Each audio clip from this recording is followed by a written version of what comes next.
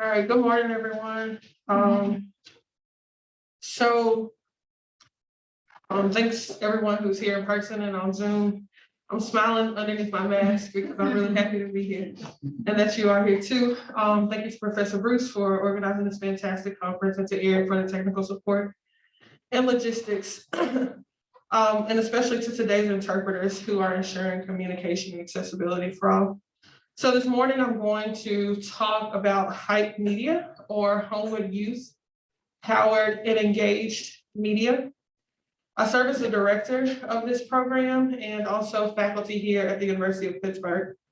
I thought of this entire project before I joined faculty at Pitt, and so Pittsburgh, Homewood, and my time at the University of Pittsburgh have allowed this dream to come into fruition. This morning, I was hoping to include the youth voices who have made this space so possible, but they have previous obligations and spaces to be in. And so I've incorporated their voices in portions of the presentation and hope that we're able to engage them in that way.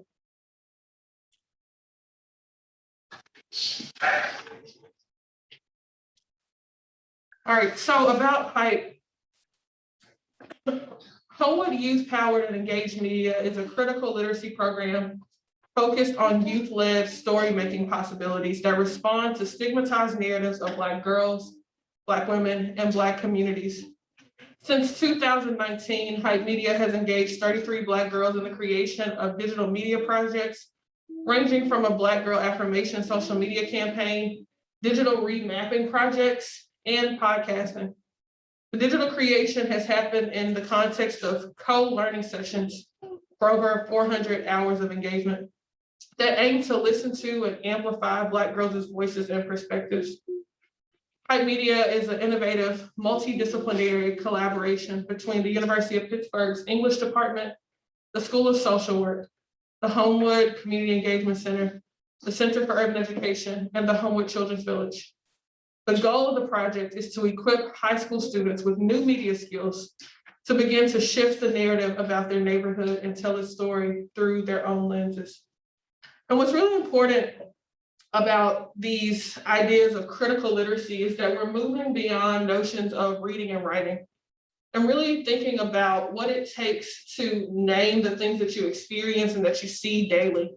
And so sometimes that's gentrification, where these students who live in Homewood and attend school at Westinghouse say, well, we have this new coffee shop in our neighborhood and it's cool, but it's always white people in there. And so they can see things that are happening, they can observe the changes that are happening in their neighborhood, but they don't always have the language or the context to understand these shifts. And so what we do in this program is that we use a dialogue-based pedagogy that allows them to name things, and then we reshape and reshape and reshape our curriculum in order to respond to the things that they're observing. And so this requires a lot of flexibility on the facilitator side to kind of have this toolbox of information readily available, but also to be flexible enough to take something that's urgent or that comes up over and over again in dialogue and turn it into a lesson or turn it into a project or allow space for the participants to dig deeper. And so the collaboration piece is also really essential because I'm certain that we actually need more collaborators. What's happened over the last 2 years is that we see a real increase in the need to discuss mental health, to bring in folks who are trained in art and expression, not just me who can identify that there's a need, but to take these participants to a totally different level of engagement. And so I'm going to talk through how we've kind of evolved into responding to those moments. So the core question of Hype Media is what happens when you listen to Black girls? And this seems like a rather simple question in the sense of, well, you respond or you listen with care. There's several researchers who have taken on this question to mean that we should open space and we should provide, moments to empower and give voice, allow their voices to be heard. But there's a lot more that happens when you listen to Black girls. You really begin to get into the deeper understandings of who you are and what you can and cannot listen to or respond to. For me, as a black identifying woman, I struggle because oftentimes I'm reflecting back on being that exact teenager who did not know these things or was not sure, but also the complications of my own mobility socially, intellectually, geographically, and how their questions of safety and comfort are things that feel a bit foreign to me now, even living in the same city. When they describe things like walking down the street, and I say, well, I feel comfortable walking down the street in my neighborhood as a Black woman. And they say, well, you don't live in my neighborhood. You don't understand these things. So there are a lot of approximations to what it means to listen. And what does it mean to listen reflectively and not to project and not to assume and not to infantilize these youth in their understandings and questions. And so this core question of what happens is really what births the possibility of the programs and projects that I'll describe today. So before we get too far into the presentation, I'll ask that you connect with Hype Media. This QR code will take you to our Instagram.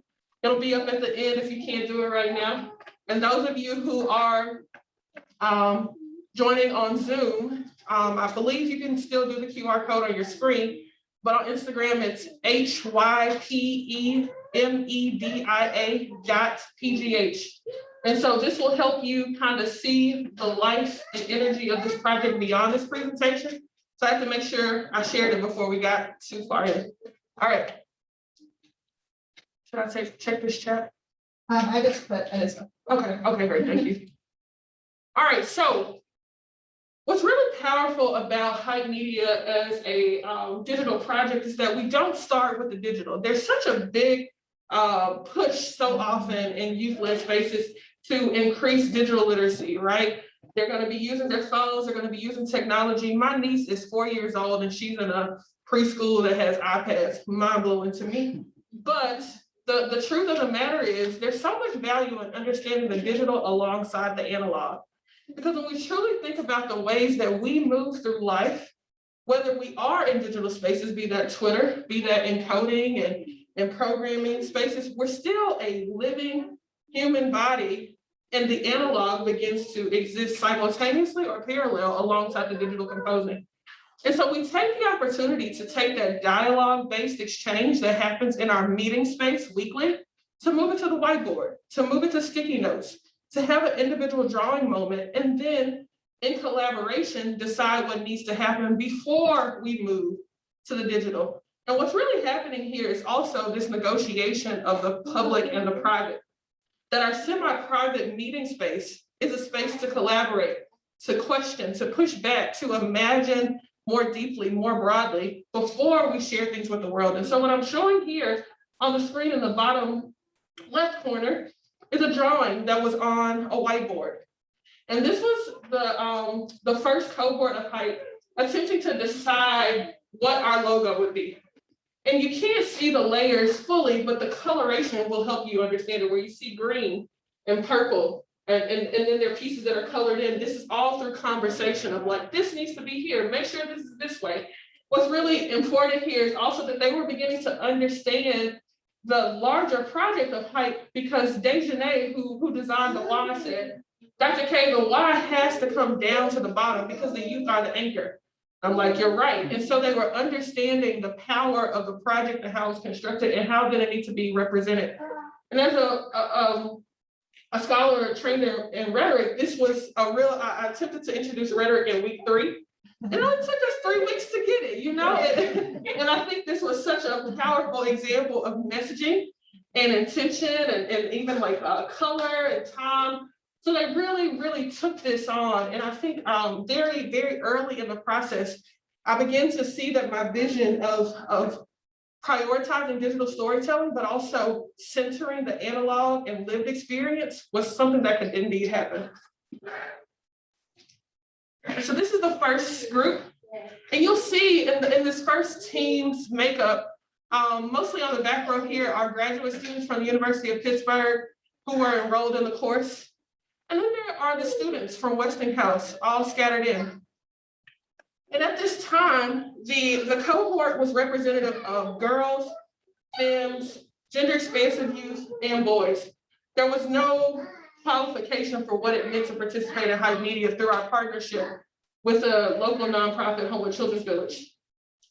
And there was a lot of beauty and dynamicism in this group because no one knew what they were coming to. I knew what I had envisioned, but this was the first stop for the pilot, and so it was just like a beautiful chaos. This was in October of 2019 when we took this photo.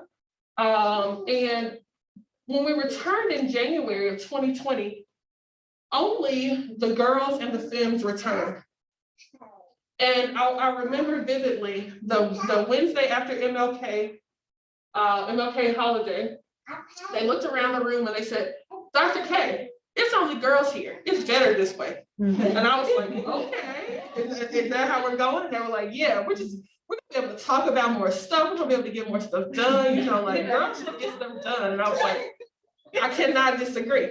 And so at that time, Hype Media took a turn towards a very democratic and flexible structure. And so they began to name what needed to happen in the space.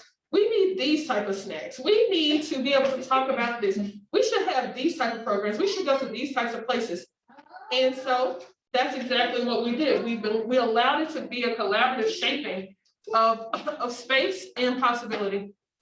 We had a lot of snacks. I don't think you could ever do any out of school sound projects without snacks, but that kept them coming. And then if you look at the table here, we started every session with coloring sheets, fidgets, Play-Doh, yarn. They were able to design their own notebook covers, which on the surface feel like very simple introductory things, but we really begin to dig deeper into the interior of these participants each week as we had a new kind of reflection activity and a new way to kind of enter into the space. We kept the size very small so that we can have one-on-one interaction. In fact, every facilitator, there is only 2 to 3 participants so that we can make sure that that movement from analog to digital is sound and moving forward. And each week there is a word of the week or several words of the week that are contributing to this literacy moment that carry us for about 3 to 5 sessions and build on one another. What's also essential to Hype Media is play. So what I began to see really early on is the adultification and parentification of these youth. And what I mean by those terms is youth who are having to take on responsibilities that are beyond their kind of age expectation, whether that be in the role of helping around the house with siblings, beyond kind of the due diligence of basic necessities, but having large responsibilities. Adultification specifically for Black girls and femmes that are like, you know, your body is being objectified in particular ways, your experience has been hypersexualized. And so when we bring in these moments of play, it feels as though a brief escape for many of these young ladies to play a game, to play hand games. And so I have a short clip of us playing, and just I want everyone to embrace the chatter and the chaos, and interpreters, there's nothing here to interpret. Instead, if we can just take on the noise of the room and as a moment of play.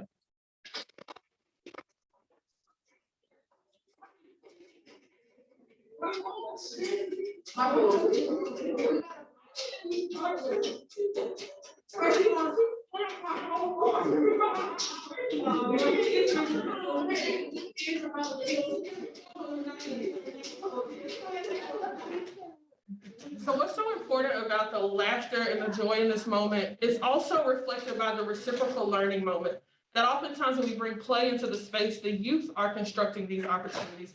They're showing us what to do. They're showing us new possibilities, or even ways that hand games have changed over time. So I played this game as a young person, and the girls who are teaching me now, they play it totally different. I didn't know the rules changed, but they let me know. And so when you look at scholars like Kara Gott, who talk about the games that Black girls play and ways that they help them escape the harsh realities of day to day, but also just give a brief moment of reprieve for laughter, for joy, that is so central to Hype. We play every session, and I think they really look forward to it at this point.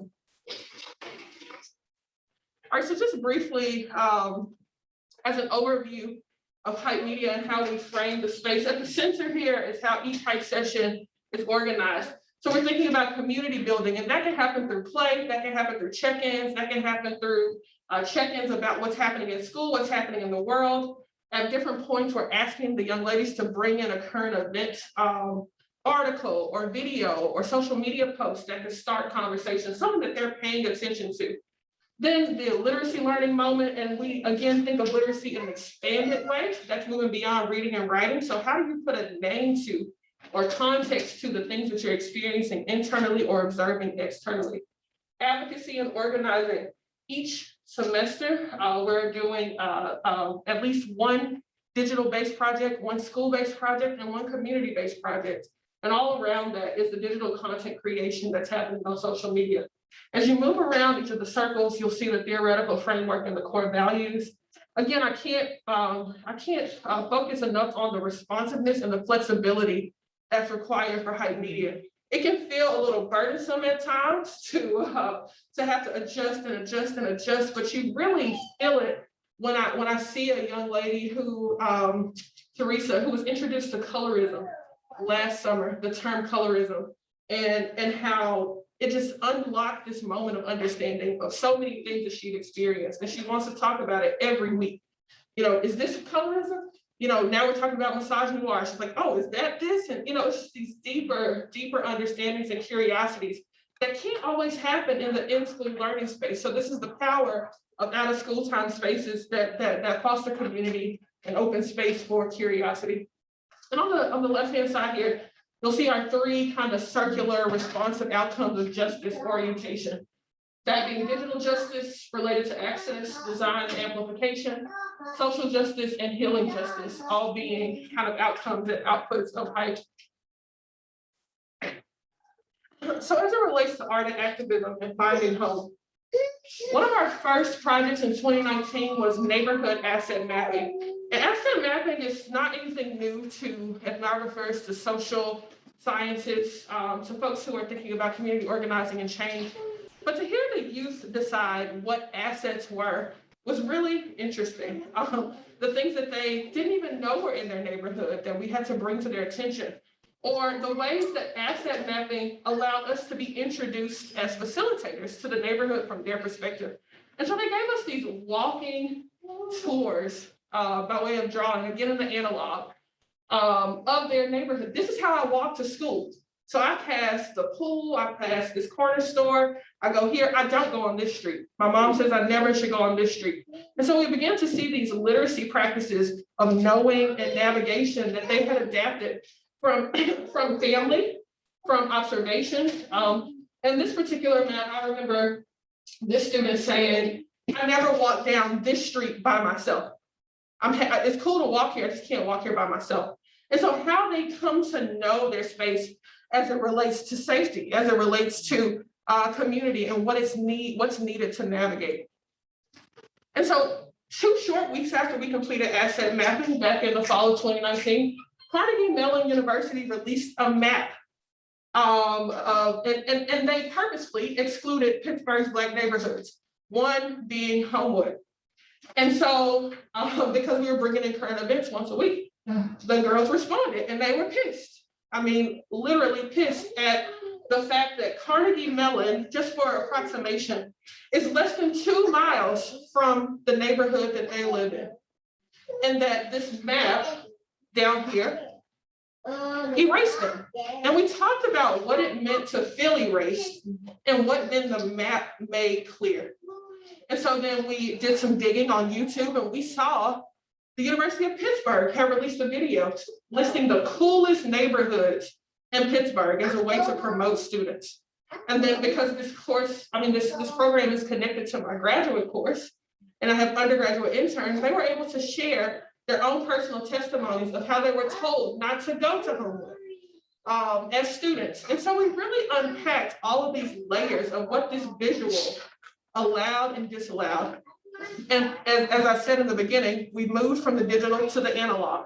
And we used GIS technology to begin to map hype media's Homewood. What did these girls say were the assets of this neighborhood as a way, in their words, to clap back to Carnegie Mellon because they could never understand that there were good things at Homewood. Now, COVID came and we didn't finish this lovely project. The goal was to collect oral histories from each of the assets and images to add to the map so that when you click the individual map location, you could hear stories from that space. So we're hoping to pick that project back up at some time, but the responsiveness and the flexibility has moved us forward. And that's one of the, again, tricky sides of such a flexible program where you start a project, you have a disruption, and you're not able to return to it because now there are more immediate needs. There are other things that are being responded to. As such, I'd like to move us just a few months ahead from that March project to the ways that we responded to George Floyd's murder. And so by this time, we were exclusively on Zoom. And we would meet at our usual time. We would have our conversations and our play moments just the same, but we found ourselves pausing a lot more to have conversations about processing the things happening in the world, to kind of think through what it meant to now be at home all day, every day. You know, how do you readjust your priorities? How do you reimagine productivity and work? And so we did a reflective listening exercise where we worked in a circular way, where as one participant was speaking, another participant was drawing in response to them. So what were you hearing? How were you processing this moment? And then we moved from the analog here, drawing by hand, to a digital representation of that piece to be shared in the open space. And so I'm going to play the recording of the youth in their absence. And there won't be translation, there won't be interpretation here, translation here. Instead, I'll give a synopsis at the end.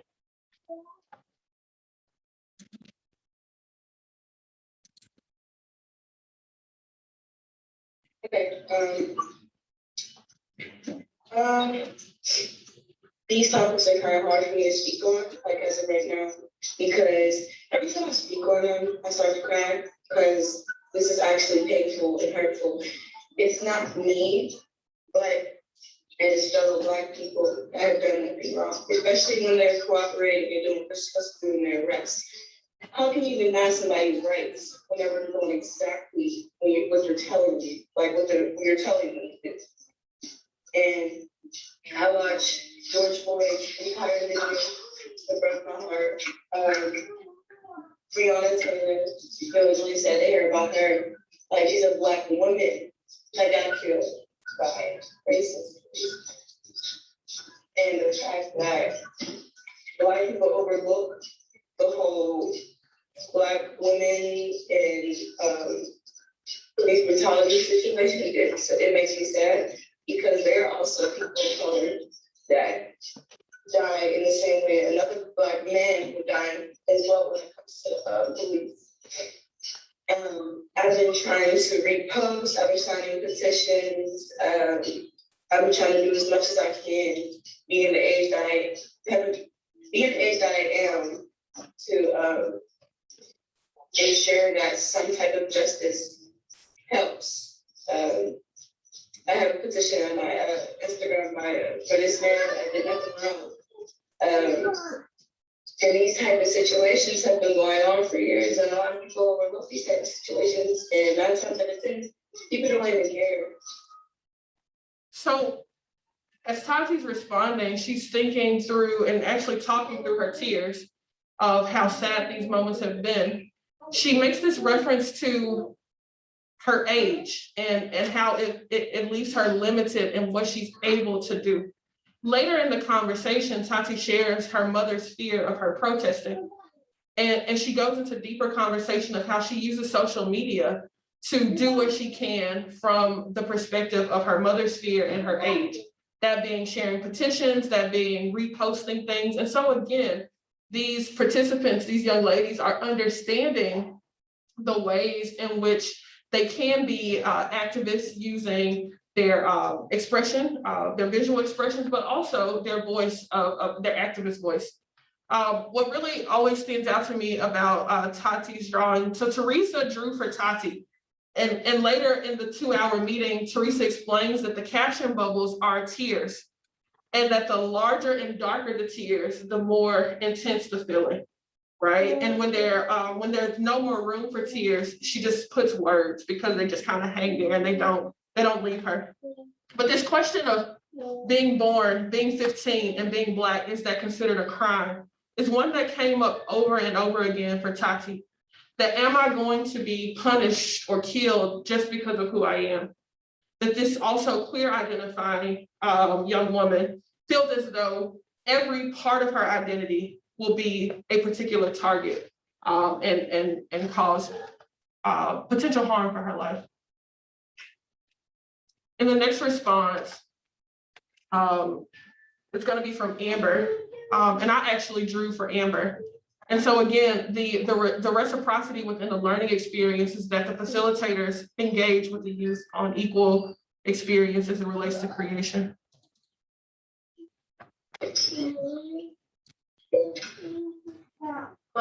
One thing that I'm also scared of, but kind of grateful for, I know this is going to sound weird, but I'm glad that my uncle is in jail right now. Because of the fact that I know what he used to do. I understand, like, he used to not make the best decisions, and I understand that. But since he has been in jail, he has changed as a person. And my fear was if he wasn't in jail, I feel like he was going to end up dead by somebody, some random person, or the cops. So I'm glad that he is in jail right now. And then when he gets out, I'm still fearful that something can happen to him. So that's like always constantly in the back of my mind, like when he gets out, what's he gonna do? Then even with my boyfriend, like I'm scared for him to go outside. Like if he goes outside, I'm scared. Like I'm like, text me when you get there, text me when you get home, text me when you're on your way, let me know what you're doing. And it's just like, I get it. Sometimes it can be annoying, but it's because I get it. So in Amber's response, she's talking through what she identifies as, this may be understood as weird, but she's very grateful that her uncle is incarcerated during this time because she fears that his life would have ended based off his life choices prior to being incarcerated. And so she's negotiating this idea between fear and freedom, and who is able to move freely in their thoughts, even down to her comparison of her boyfriend and being concerned about their mobility and how it will be perceived. And the final response here, again, we still see this comparison of this movement from the analog drawing to the digital, and what we're able to add by way of color, by way of background. Every choice that the youth make, they kind of give some rationale behind it, but it's so interesting to see the layers of response that they're offering. So, okay, so they arrested the 3 police officers, right? But I feel like they should not have got like 3rd-degree murder. I feel like they should have got a homicide in life because they literally killed him. Well, he literally killed them, and the police officers were watching. So I feel like they should have got homicide, and they should have got life for that. But they're going to get out in a few years. But that's how I feel that situation. And then the night that it happened, I was kind of scared. I was like, I don't even want to go outside no more because I feel scared. Like, what if I was like, what if one day I'm just walking with my headphones in to school and I don't hear them and they just come over there and just do anything. And I'm just like, what did I do? And they're like, you look suspicious. That's scary for me because I'm like, what? I'm going to die over listening to music, walking to school. So that's how I feel about that situation. It scares me because I didn't even want to go out for like 3 days, honestly. Until I went out the other day. But I was like cautious about where I was going and stuff. So yeah, before I was like, I'm like scared to go outside, believe it or not. So Teresa's response of being afraid or scared to go outside is one that really mirrors the liminality of Black girlhood, of Blackness, and when you can move within a space that you deem home, right, your neighborhood. And as the neighborhood is aptly named, Homewood, that you no longer feel safe there. So how do we begin to renegotiate these ideas of safety, and what do these digital expressions here allow us to understand about the ways that these girls are navigating their reality.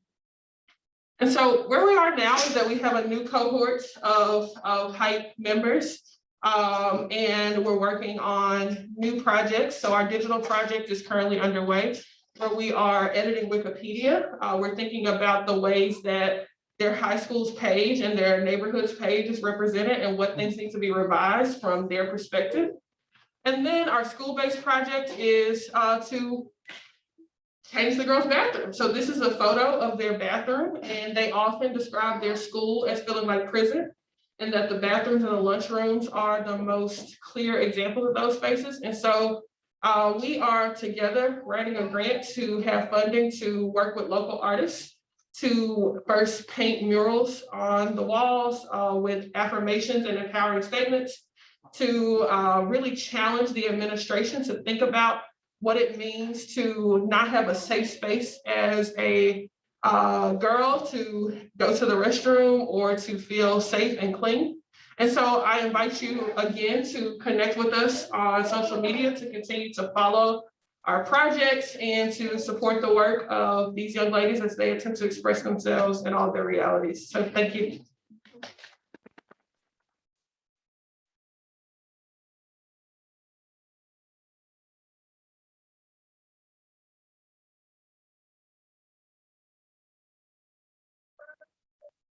All right, thank you, Dr. Scott. So our next speaker will be Naomi Chambers. Naomi is a Pittsburgh-based painter and assemblage artist. She also runs the Firehouse in the Pittsburgh neighborhood of Wilkinsburg, a community art studio and art center that responded to the needs of the Black community and families of Wilkinsburg by providing a space to create, to learn, and to gather. So it's cultivated by group-centered artists who practice cooperative economics to empower women and families. And our presentation is titled Creating Black Creative Space, Additive and Sculpting, Additive and Subtractive Sculpting of Space. Thank you, Tammy. I think the PowerPoint is just down here. Is that right? You go ahead and click share screen. Yeah. I'll go.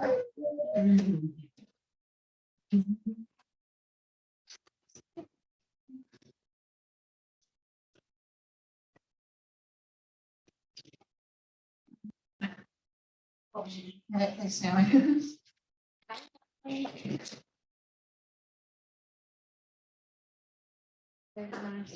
We'll see how he does. This is Dani. Naomi Chambers. This is Dani Chambers and my daughter Dani in the back. He was cutting up a little bit in the back, and she's like, "Mommy, I know you're not having a good time." So we're gonna have a good time, y'all. Thank you for having me here, Caitlin. I want to talk about my journey in creating a Black space here in the city of Pittsburgh. It's something that I'm passionate about as a part of my art practice, because I am the person that I am because other Black spaces and creative spaces that I grew up in that gave me,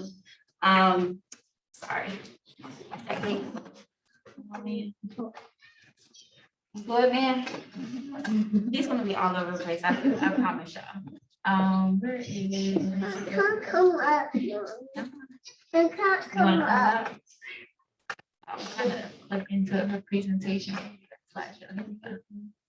First presentation, you guys see it? On the bottom right.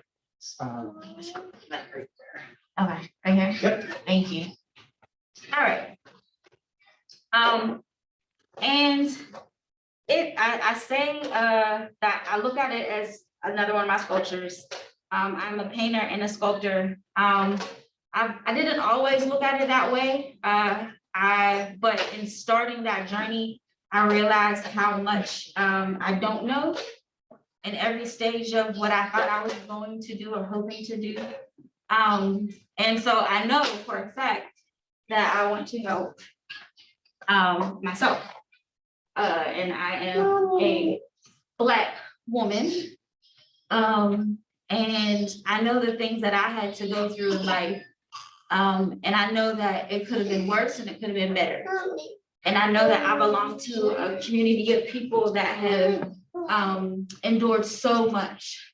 And so like I have a very passionate desire to be a part of a change for us. So I like to just look at it as this equation, this sculpture, where I'm adding things, I'm taking away the things that don't serve us, and always trying to have deep conversation in order to change the quality of our lives and the experience that we're having to make it a better experience here on this earth. What's up, baby? Yes. You're gonna stay there? I don't, oh, let me see. No, this-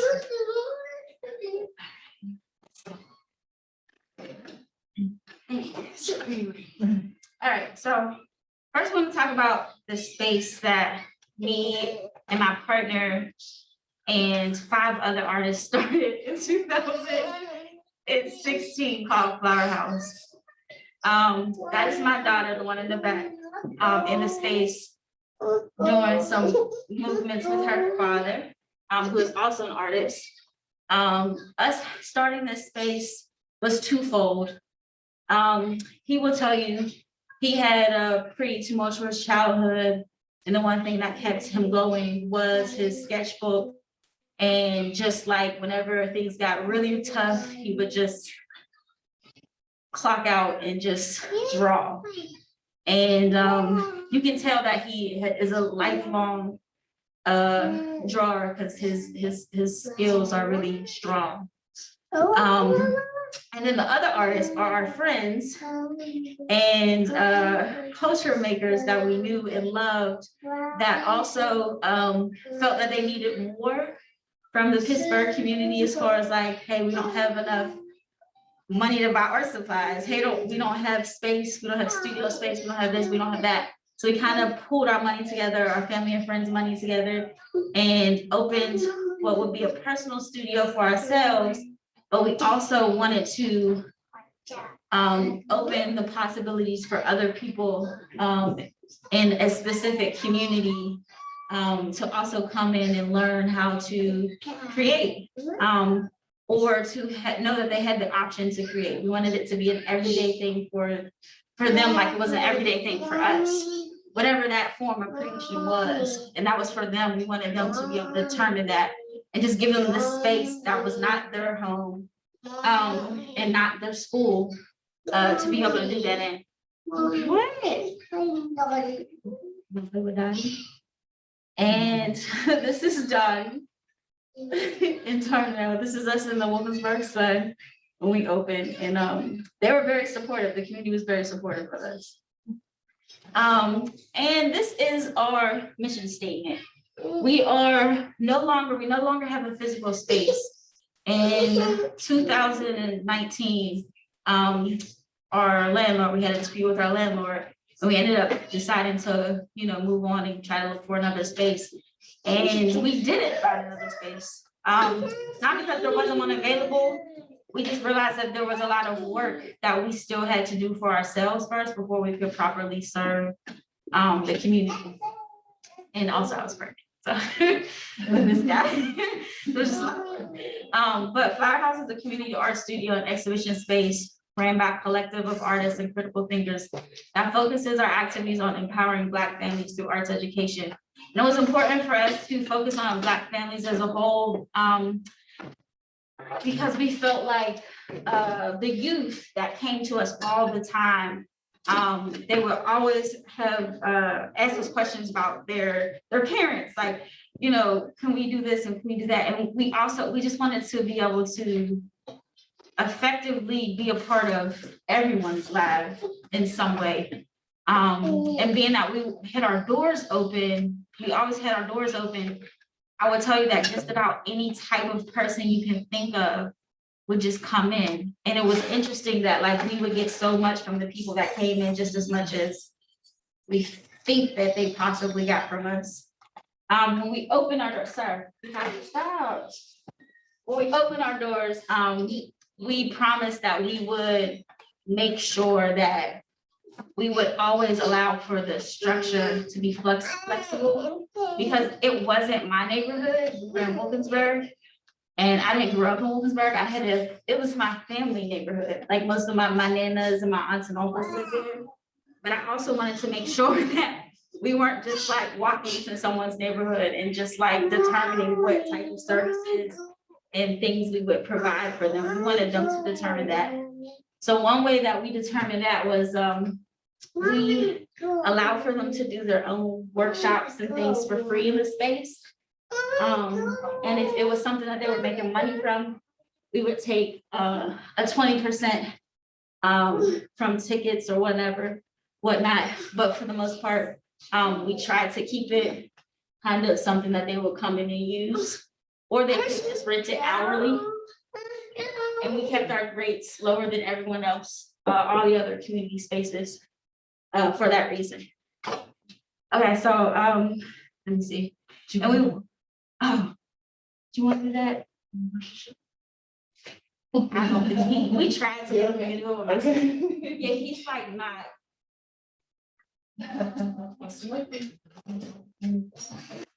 Thank you. Oh, he's so surprised. Yeah, he didn't take my offer, but thank you. I appreciate it. We'll see how long that goes. He's not really a TV person, so we'll see. Thank you. So yeah, we are a for-profit entity. We chose the structure for many reasons. In 2016, there were probably about, I want to say 8 Black art spaces in Pittsburgh. Many of them had started around the same time, because this was after Mike Brown in 2014. And so like, I think a lot of us were just like heavy thinking about like, yo, we need a safe space for ourselves.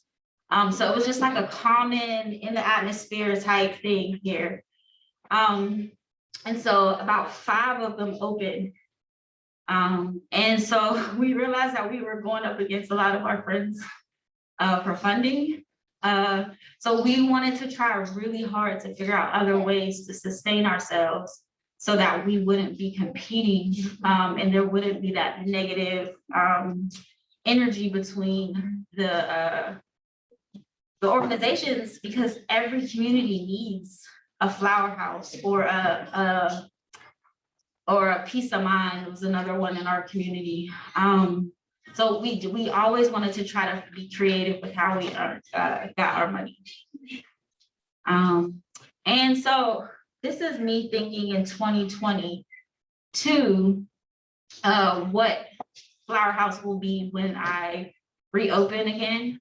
I still would like it to be a collective.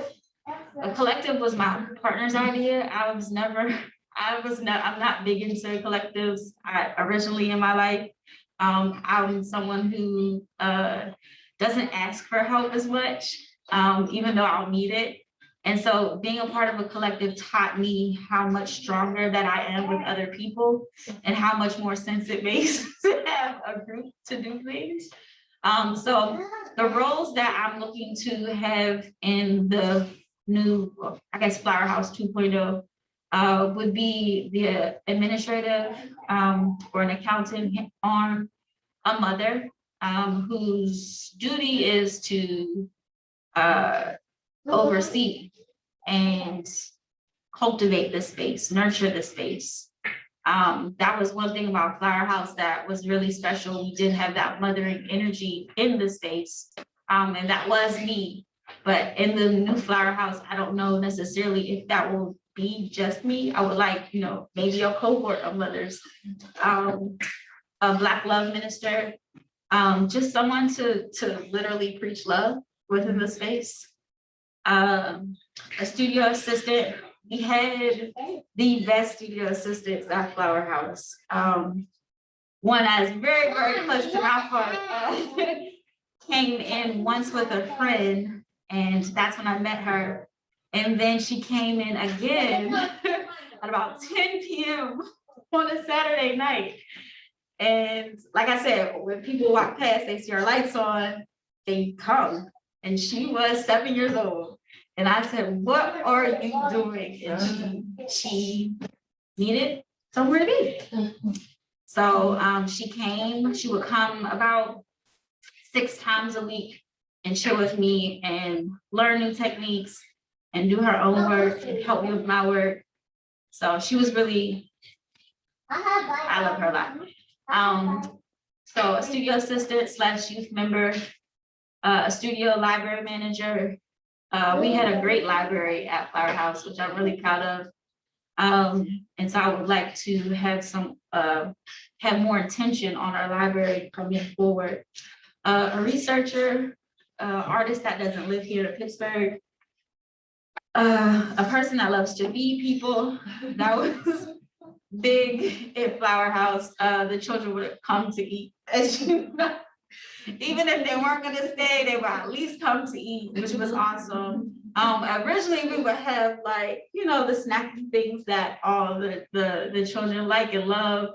And then we got our produce from this place in Bloomfield, Verde Market, and the woman and my partner had made a deal, and she would give us baskets of fruit.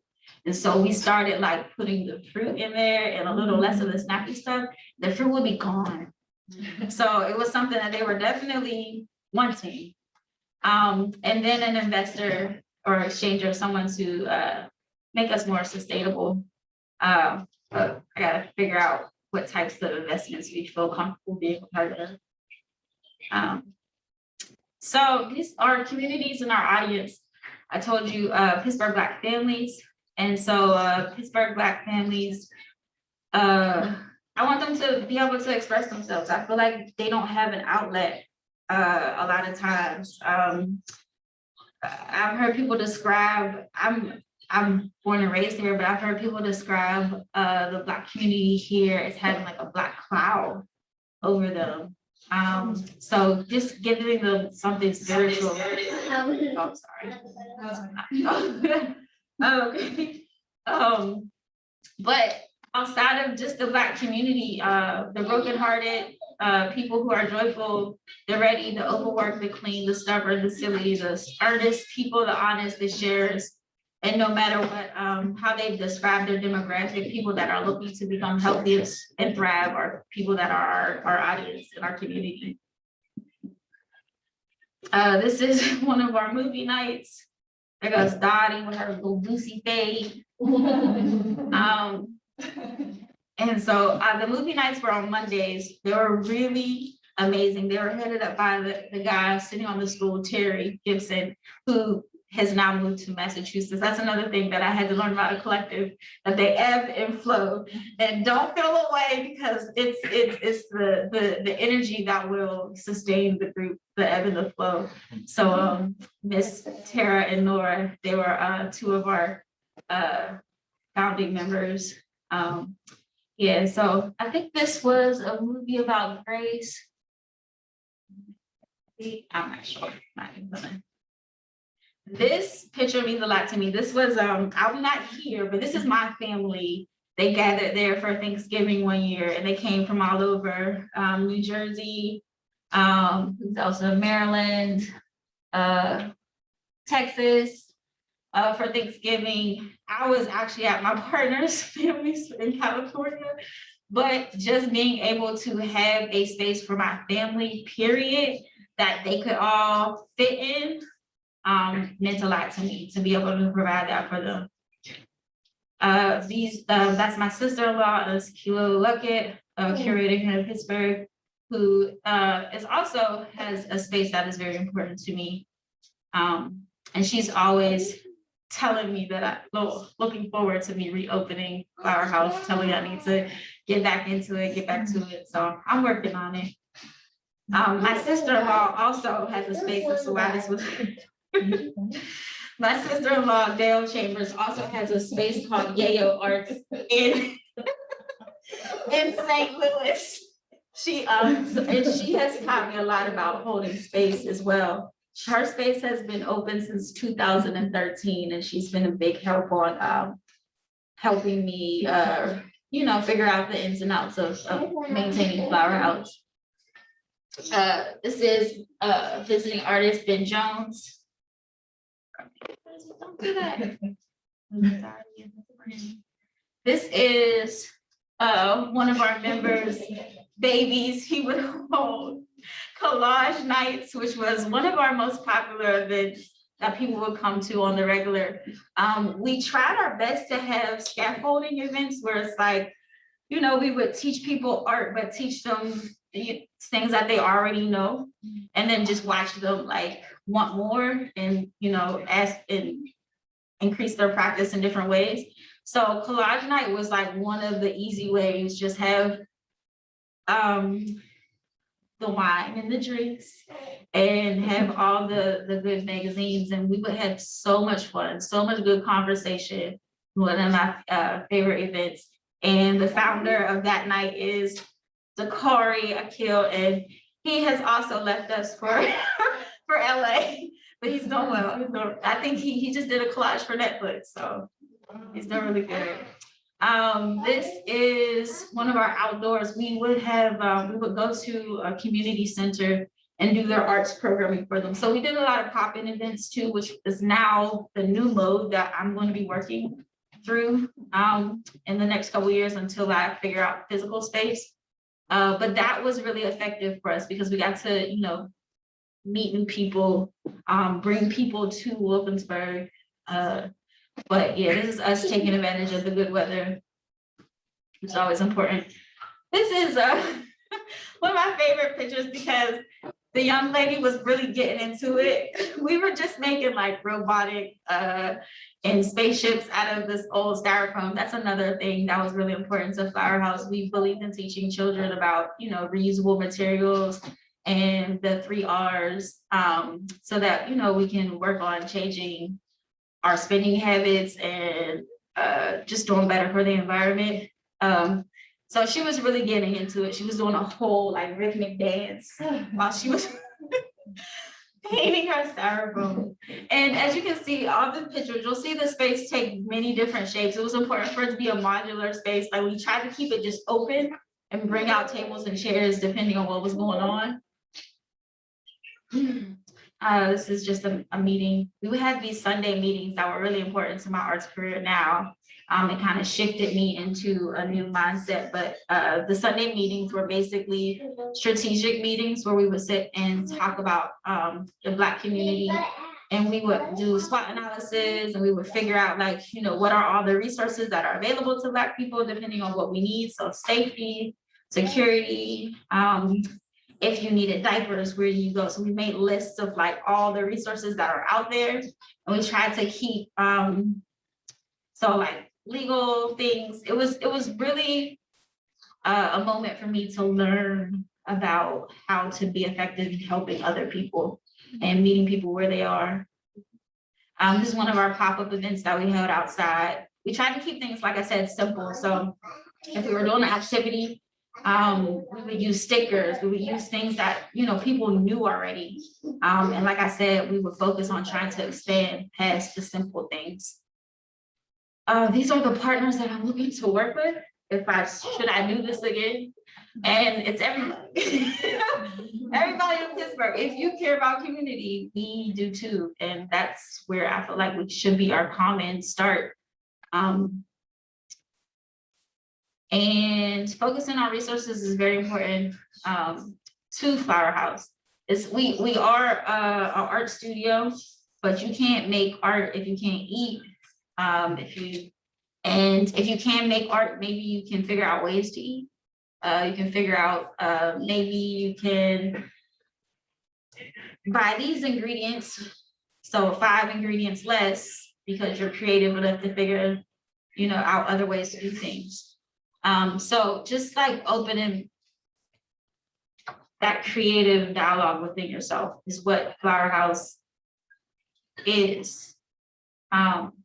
But yeah, these are the things that we need, Firehouse. These are things that I need. These are things that the Black community needs. So these are things that we wish to tie in somehow into our space. Funding the dream.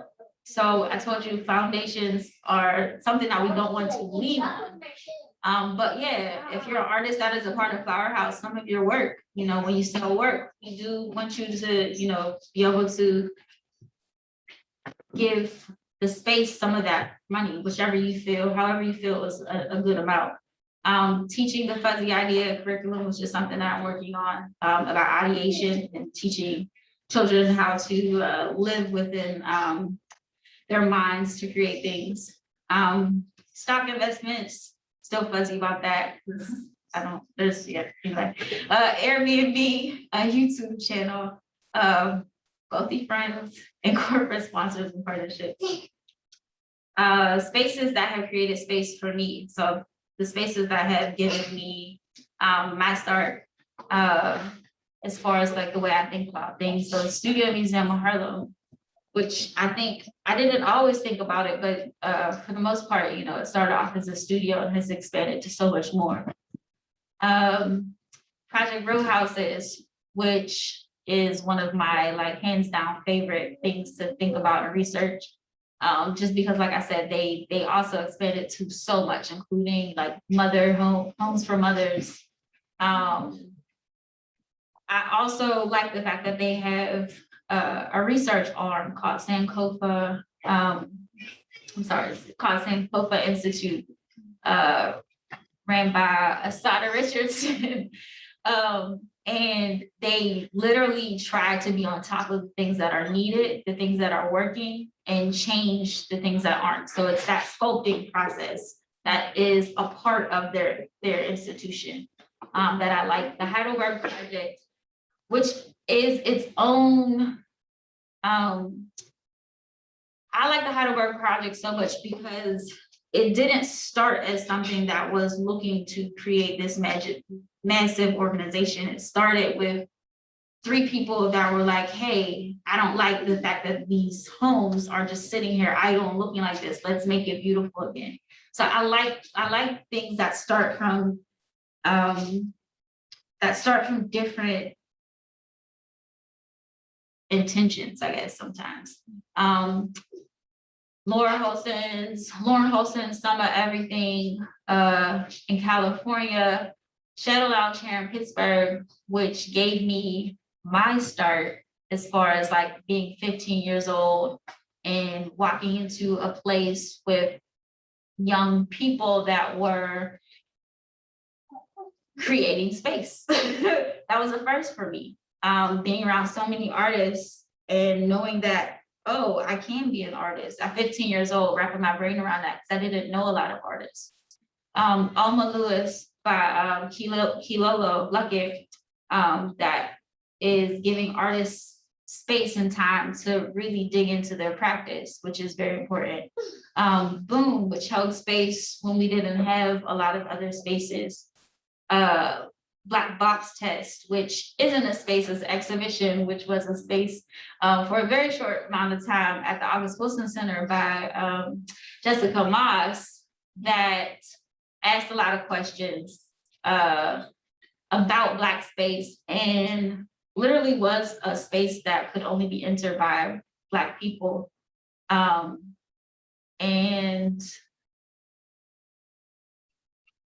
it was important for me to be in that space with Jessica because I had watched, she did all these talks for about 3 months with different people from all types of backgrounds. So computer programmers, philanthropists, and they basically talked about, you know, the things that were needed in Black spaces and to hold Black spaces. And it was really interesting. I never heard the types of conversations surrounding Black space like that. So it's important. And any feedback? I think I have time. 15 minutes is up, right? Really? Okay. Oh, and yeah. Oh, no. So yeah, and there was, oh, she has my phone. Never mind. So yeah. Thank you guys. Thank you so much.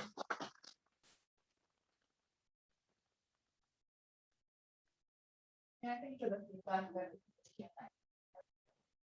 Yeah. All right, thank you so much, Naomi. So our next speaker is going to be Gloria Talamantes, Gloria Talamantes of the Brown Wall Project. Glo is a Mexican-American graffiti artist, a writer, educator, and cultural worker from Chicago with more than 20 years of experience in the arts, Glow led Chicago's first all-women graffiti mural with the support of the hip hop collective Synergy. Her art consists of mural painting, printmaking, photo documenting, and writing. She's self-funded several murals around the city and is the founder of the Brown Wall Project. Most recently, she co-founded One Lawndale Project alongside a collective of women from South Lawndale and Little Village who came together to provide mutual aid during the uprisings and the pandemic of 2020. Currently, she facilitates free pop-up art workshops in various neighborhoods across Chicago, volunteers providing meals on the South and West Side, and Gloria believes that art is a universal language that can be used to grow, learn, and heal. So thank you so much. I'm just going to switch over the PowerPoints. All right, so stop sharing.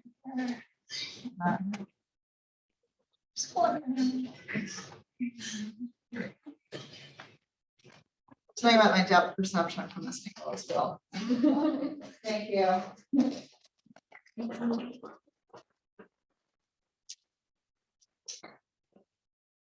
Thank you, everyone. Thanks for coming, and thanks for everyone who's joining us.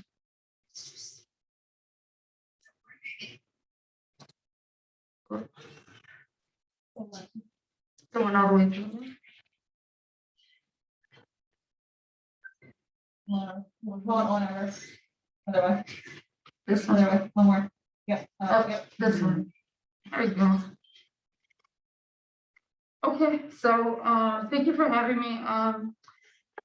I wanted to start by acknowledging and honoring the ancestral lands of the Adina, Hopewell, and Monongahela people, as well as the indigenous cultures or people, including the Lenape, Shawano, and Haudenosaunee, who later came from other homelands as a result of colonization to the lands that we're standing in today. I commit to continue learning and acknowledging the lands of indigenous cultures in order to respectfully move in my work as a visual artist, cultural worker, and in general, just in humanity. I want to start my presentation by saying that when I regard gentrification, and by definition, it is, for me, it's similar to colonization. I believe that gentrification is a modern day colonization. And so with that, I kind of want to start by talking a little bit about the Brown Wall Project. My presentation is going to jump to a lot of different projects because I am heavily involved in different initiatives back in Chicago. In 2005, I created the Brown Wall Project, a project responsible for scouting and developing sanctioned spaces, mostly wall spaces, for graffiti artists and graffiti writers and other urban art expressions. I began my career as a graffiti artist in 1999, although my very first acts of graffiti were at a very young age, when I was like 5 or 6. I want to acknowledge this specifically because my formative years informed my growth and development into my teenage years and well into adulthood. So it is important, I believe it is important to honor history, no matter how irrelevant it may seem. And what I do and how I move in the world is informed by the philosophy of hip hop, which is for me really truth telling. And it's core values, right? Which is values in social justice, respect, community, and most importantly, having fun. When I began to understand my anti-gentrification work, I realized 2 things. I didn't have the vocabulary for it, one, and it relied later on, thanks to Tracy Hall, I learned that it relied heavily on rascuachismo. It is a theory that was developed by Mexican-American scholar Tomás Ibarra Frausto. I understand it as a visual aesthetic that makes white, particularly affluent white people, cringe because it's not aesthetically pleasing to the eye. For me, it's a way of being able to resist in my community, as well as other spaces where I'm invited to. And so I'm gonna start by just showing some of the very photos of where a lot of the activations have happened over the years. This apartment building here is actually the block that I grew up in. And the point where I'm taking the photo is actually North Lawndale. And so I'm taking a picture facing South Lawndale. And so streets in Chicago, usually bigger avenues that are surrounded by bridges, are what segregates Black and brown folks, as well as white folks. And so I'm particularly wanting to point out at this building because there's really nothing on there right now in this photo. And this was taken in 2020, early 2020, during the pandemic. This is a different view of the building. There used to be in the corridor of the entrance of this building, there used to be a indigenous mural painted by a local muralist that was actually whitewashed by the developers who purchased the building. Later on, they hired many street artists to make art on the building itself after they had erased the mural. So this was years after. This space here was something that we were trying very hard to make sure it wasn't privatized. There was a business that moved, a coffee business that moved in. Coincidentally, or not coincidence, was the owner's brother. And so the coffee was something like $5. It was something ridiculous for the cost of living in the neighborhood that they were in.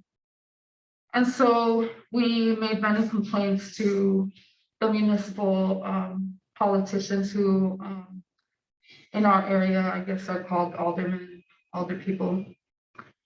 And in Chicago, you're not allowed to, as a business, you're not allowed to put like anything in the walkway area unless you have some sort of permit. And they didn't. So we kept on pushing and resisting because a lot of these tables were put in the area where children, in the low plaza area where children and a lot of the elders from both communities used to come and congregate. And so one of the things that I wanted to point out is that South Lawndale has the youngest population in the whole city of Chicago. But we also have the worst air quality in the city of Chicago. And because North Lawndale is right next to us, air doesn't really see a border. So in reality, it's both South and North Lawndale who have some of the worst quality areas. And during the pandemic in April, I believe it was April 11th of 2020, Hilco, a big company who actually came from New Jersey and also caused a very similar damage to a community there, created an implosion to knock down a building. And so this building caused a lot of debris on I believe it was a Saturday or Sunday. And that debris later on ended up killing one of the elders of the community who was working in his garden outdoors. And so during the demolition, there was also a death by one of their subcontractors who fell from, I don't know how many stories high. And so these are just images that I've tried to collect over the span of 2018 to 2022 to try and make sure that we are documenting our lives and the way that children are growing up in the neighborhoods that we live in. So the space La Placita is used as a cultural space. It's a very autonomous space. It's always been that way because of the neighbors in the area. We started to occupy the space heavily when the coffee shop was trying to privatize that area. And so with a lot of pushback, the coffee shop ended up closing. It took a lot of organizing. It took a lot of community folks coming to have meetings and really have like a popular education type of space, so that community neighbors kind of understood the implications of what the business meant for the community overall. So these are some of the ways in which the space is utilized. We have our local elote person who sells anything from raspas, which are like slushies, Mexican slushies, and corn in a cup or in a pot. A lot of the elders come and sit here. And as you can see, these black benches at the bottom have, for the most part, always been there. They've interchanged through time, but there have always been benches there. And so when the coffee shop tried to privatize the space and apply for some sort of like license with the city, the local alderman started kind of moving in that direction of wanting to give them the space.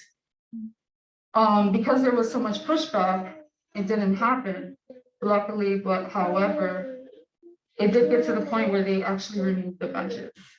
And so for a short period of time, the benches weren't there. And so what ended up, actually in this photo, if you look closely, some of the chairs and tables from the coffee shop are like in the background. And you can see a young person kind of riding the scooter around this little plaza. This is a free store that we put together through the Brown Wall Project. And what we did is we wanted to make a free store for the community, where we brought a lot of like gently used clothes and any like home goods that we had to just give away to people. And this actually really brought a lot of people together from the neighborhood. And we were able to really model that popular education style of activating and organizing. So these benches, these are residents from the neighborhood, and they're just enjoying these benches that we ended up organizing. We organized local carpenter. We raised money to buy wood, paint, and all together we came together to paint these benches. And it was a really beautiful moment. I wish I had more photos of that actually, but I took these the day after, I believe, that we were working on them. And so a lot of people were starting to learn about the space and some of the things that the business was doing to kind of try to shake things up and put us against each other. In 2020, during the pandemic, and during the uprisings after the murder of George Floyd, we wanted to also create a space for young people in the neighborhood to be able to protest what was going on. So we wanted to make sure that they were safe, and that rather than take them in the mass crowds in downtown, what we did is we created this noise making protest. And so there, what we did is we were able to work on signs with young people, and we were out there for a few hours. Here is one of my former students who was in town because of the pandemic, out of college. And as you can see, there was a sergeant there who was trying to get us out of the way of the sidewalk. He said that we were blocking people from getting through, but there was really no one walking out there. So she just stayed there and she resisted, which was really amazing to watch. Down at the bottom, you see two salt trucks. The city of Chicago used a lot of salt trucks to create blockades in mostly like border neighborhoods between Black and brown neighborhoods, creating even more chaos within each neighborhood. And also using the budget, allocating budget from the salt trucks to heavily police our neighborhoods. In the background, you can see a mural that had just started going up. So during this time, or just around this time, I believe this was in May, local street artists were hired for something like $1,000 amongst like 9 artists, 9 or 10 artists to split amongst them to come and put brown faces on a developer's property. So we also mostly occupied the space and made sure that we were very vocal about the implications that would do to the neighborhood as well. So now there's a lot of unfinished murals on this building because a lot of the artists stopped painting after learning the history of the space and the erasure that happened with the heritage mural that was there. So in the midst of the pandemic, we organized, by we I mean it was 4 women organized themselves, myself included, to create mutual aid pop-ups. And these mutual aid pop-ups happen in the borders of both neighborhoods, South Lawndale and North Lawndale. There were already very intricate and very successful mutual aid groups in the city that were actually delivering to homes. But we wanted to make sure that the homeless and housing insecure people were able to see us in person, although the pandemic was a little hard to interact.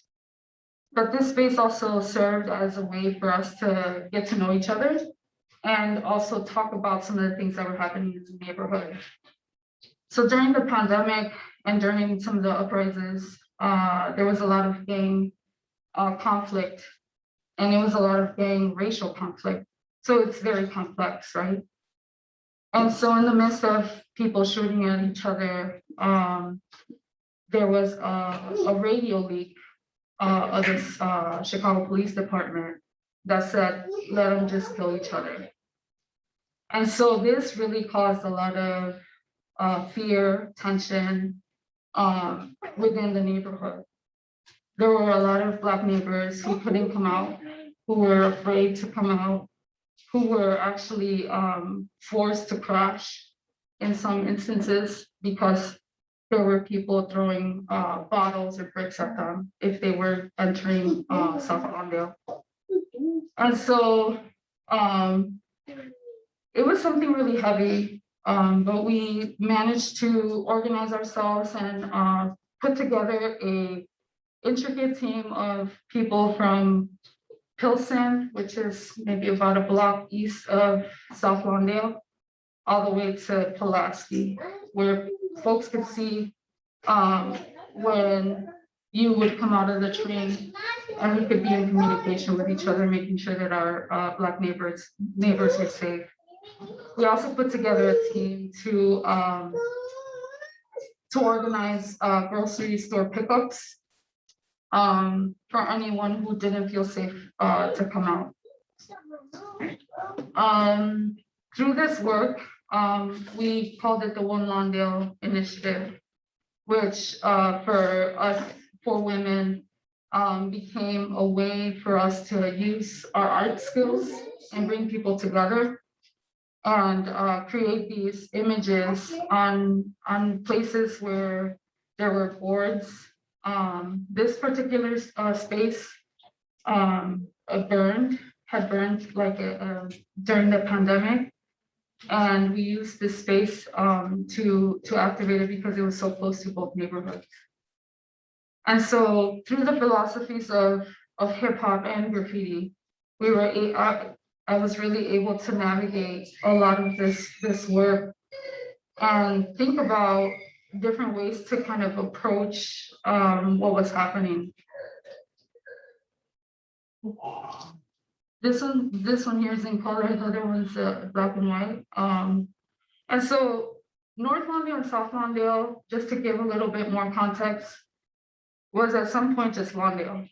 And what they did in 1869, if I'm not mistaken, is they wanted to separate South Lawndale and North Lawndale because of racist practices. And so one of the initiatives for the One Lawndale group was to make sure that we were creating moments of unity and moments where we can understand the things that we needed to, the places that we needed to be in order to create solidarity groups.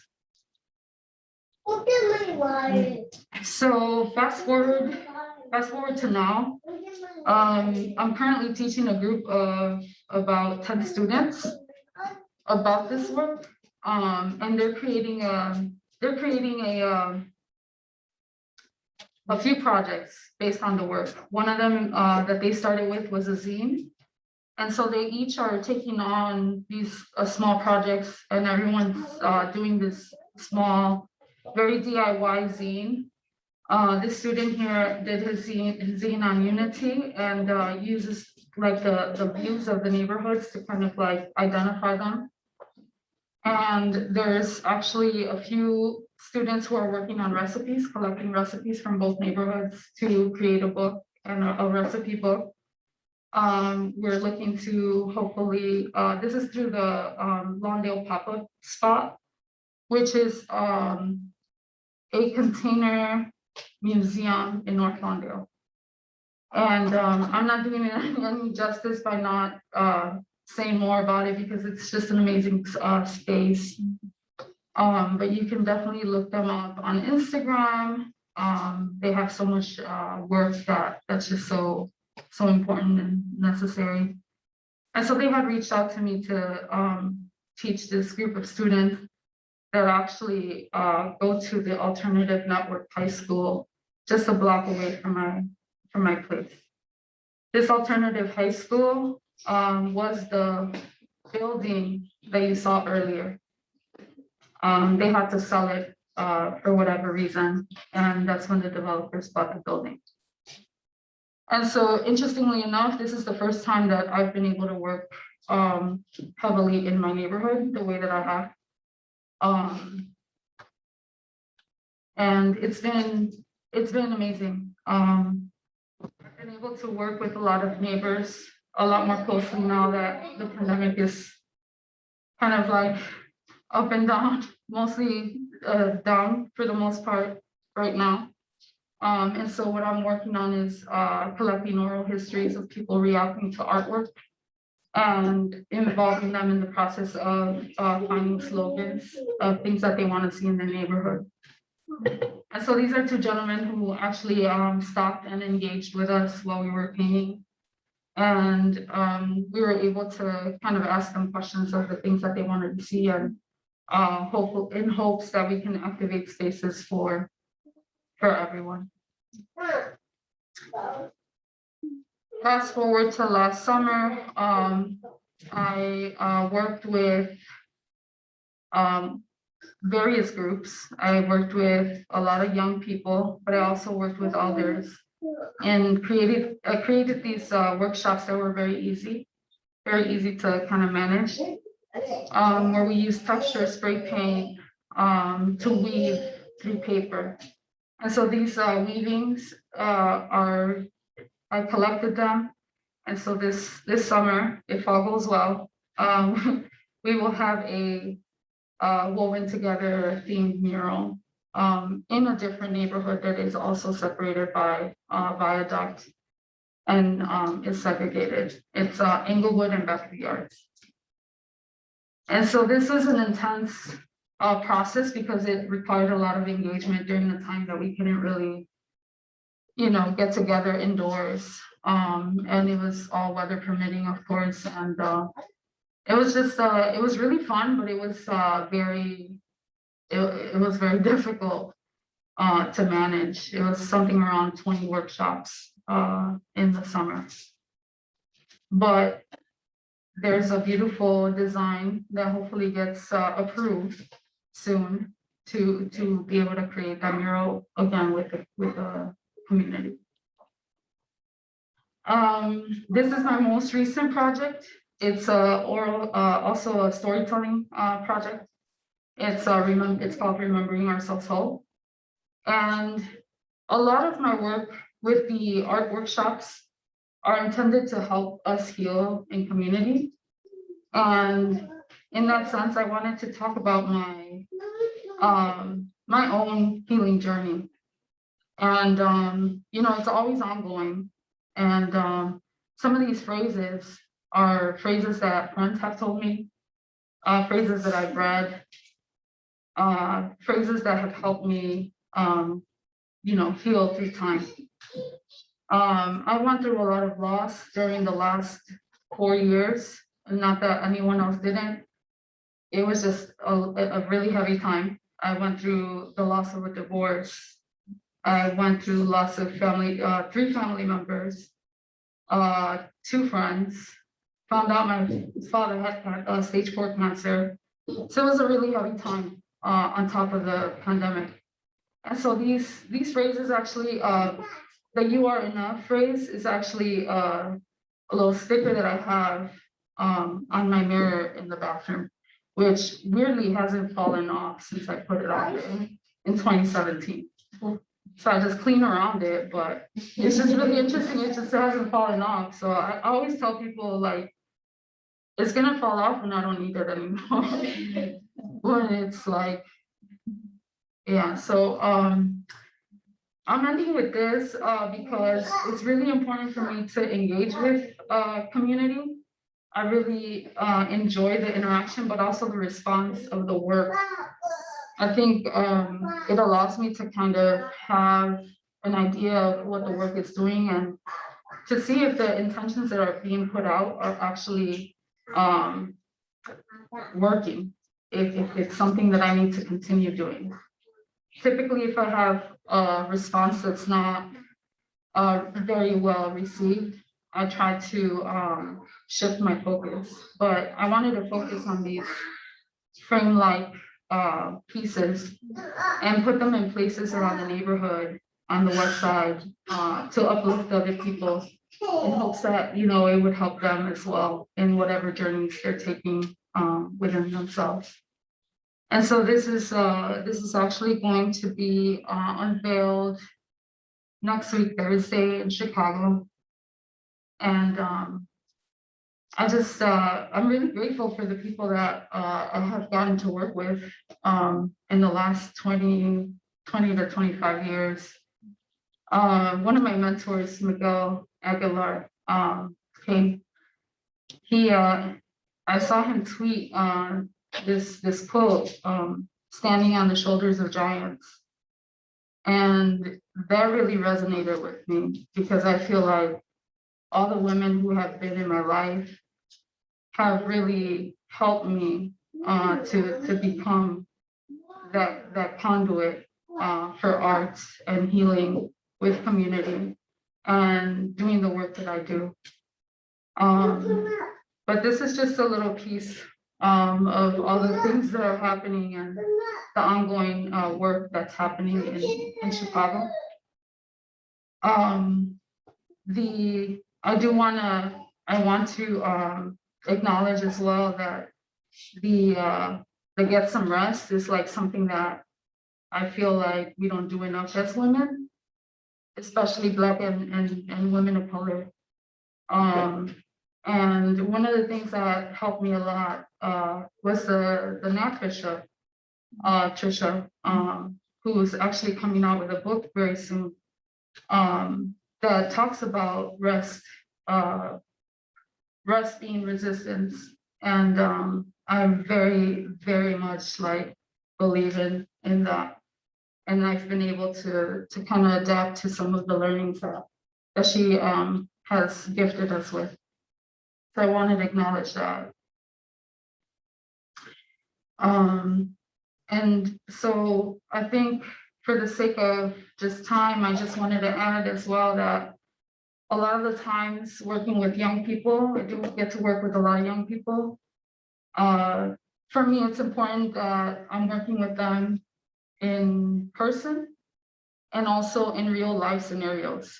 And a lot of the scenarios were scenarios that I showed earlier, where they got to engage with each other, help each other, and understand the way that the environment was working towards making them better or trying to,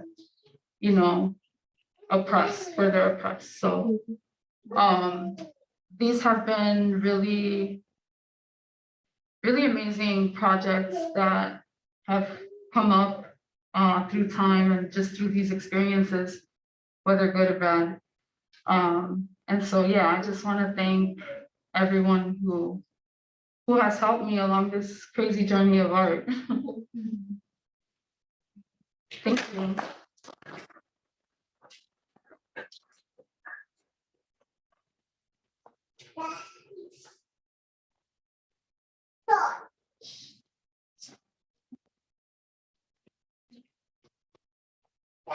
Thank you so much. So our last speaker will be Alison Zapata. So Alison is a Pittsburgh-born, second-generation Mexican-American visual artist and art educator. She works in oil, acrylic, and watercolor. Her expertise lies in painting, portraiture, murals, collage, and sign painting. She's the owner and lead artist of Zapata Studios, and she studied fine art and art education at Carlow University, and currently is in the process of obtaining a teaching artist certificate at the University of the Arts in Philadelphia. She recently exhibited her work with AKI, the Latino Visual Arts Collective, and the Capitol Building Education Department, and the Vault Gallery at the Susquehanna Museum of Art in Harrisburg, PA, through the invitation of State Representative Leslie Acosta as part of Latino Heritage Month. Her sea turtle painting was the featured image for the children's tents at the Three Rivers Art Festival, and she assisted on the mural Lend Me Your Ears in East Liberty. Alison has developed engaging arts programming in classrooms throughout Pittsburgh over the past 18 years. Yearly, she leads several visual artist residencies for students, including an autism support classroom. Alison has received art education training through Gateway to the Arts, Pittsburgh Center for the Arts, Lincoln Center's Aesthetic Education, and Wolf Trap Institute. She's a resident artist in the Lifetime Arts and the Artists in Education program through the Pennsylvania Council on the Arts. And she was awarded participation in the Fulbright Hayes Group Project Abroad Art and Society Brazil-US Educational Partnership. She has professional experience in educational leadership and is inspired to make art to build community and start conversations about identity and heritage. So her presentation today is titled Art for Placemaking and Community Connections. And thank you for your patience while I switch slides very slowly as usual. We'll be starting with the video. Sure. I'll let Eric help. Thank you.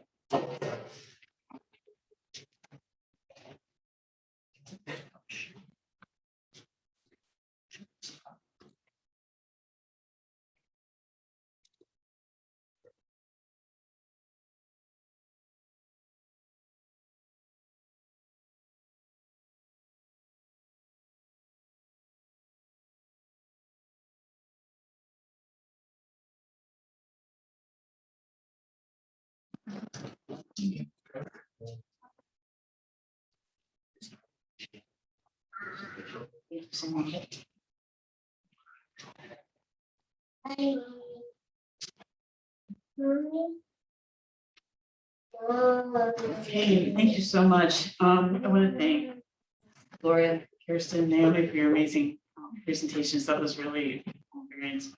Thank you.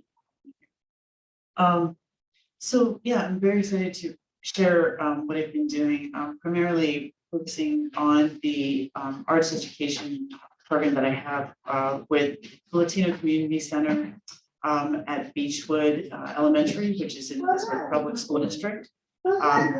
So we have here, this is a video that was produced by the Pittsburgh Center for the Arts and the Latino Community Center through the Pennsylvania Council on the Arts to highlight the work that we're doing there. Been working with the students there for the past 4 years. We're going on year 5. I want to share this video because it really does summarize pretty succinctly the work that we do in the classroom, and the images just coming alive will tell a really great story.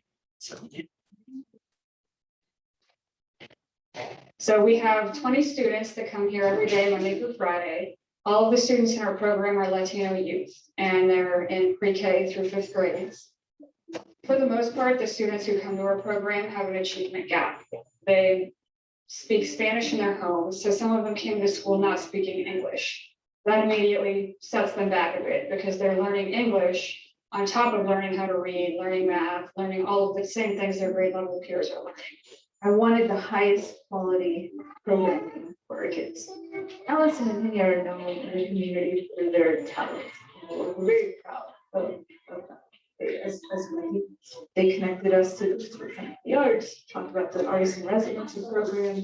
I mean, it just clicked from there. We wanted to expose the children to art and artists through the lens of culture.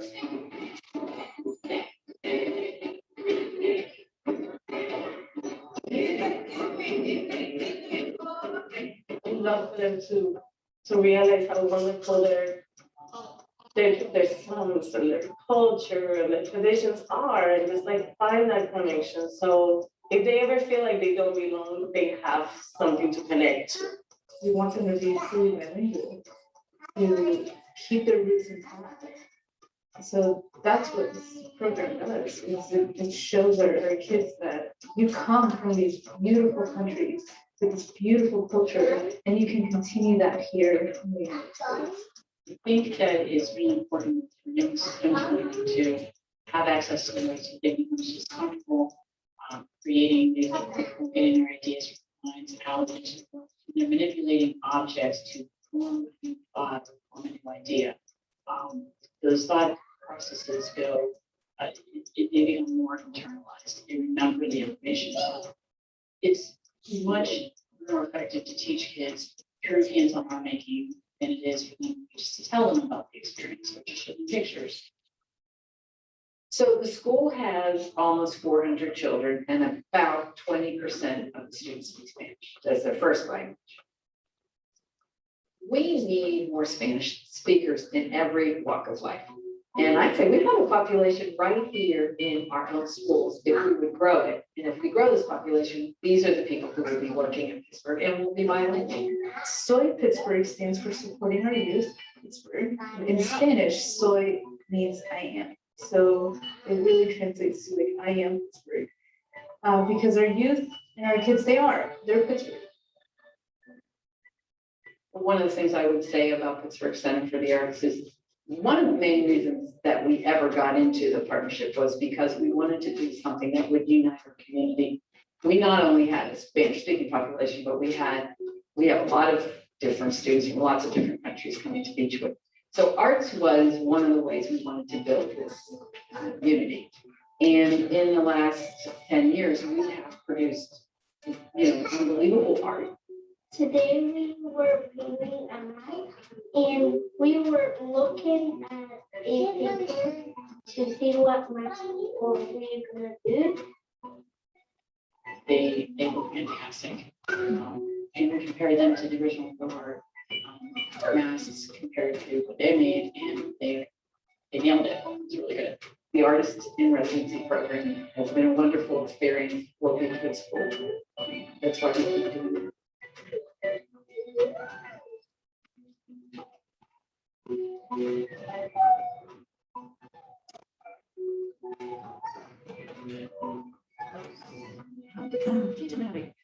Go back. Yeah.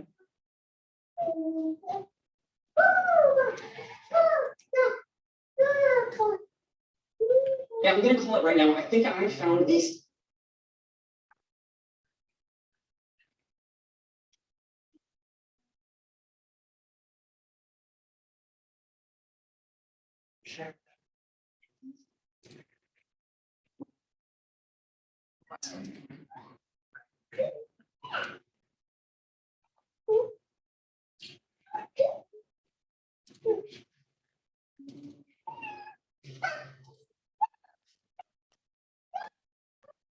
Thank you so much. So yeah, basically, it was a synopsis. What we do is the children come to the school. Their parents are working. They are at school from basically 9 a.m. till 6 p.m. Gives the parents a chance to have that transition to go from working to get to the school in time. Not everybody gets done in time by 4 o'clock to get home to get to their kids. This is a really, this program is put in place to help support those families who are already working over time to what, you know, to meet the goals that they have to do to live and afford their living here in Pittsburgh. So this program is Monday through Friday, 4 till 6 p.m. Previously, before COVID, we actually had dinner there for the kids, so the kids would actually get their food, you know. And but now things have changed quite a bit since that time. But the support with the Latino Community Center for the parents and the kids, it's just really tremendous. It's funny watching that video. I see a lot of the kids in that video. I mean, it was only taken in 2018, and those kids are now like bigger. And you know, I'm like, oh my gosh, yeah, they've changed. So watch these children grow. And in our time together, I think it's really important for me, particularly being a Latina in Pittsburgh, where my family, we have generations of Pittsburghers here. My grandfather moved here as a young child to work, and he didn't speak English. He was laying railroad ties. While he was here, my father, first generation Mexican American, second generation now here, and I really truly believe that like I feel very passionate about working with my students here, because I feel in a sense a certain sense of responsibility to make sure that the work and the gifts that I've been able to acquire, I can use to help my students as well.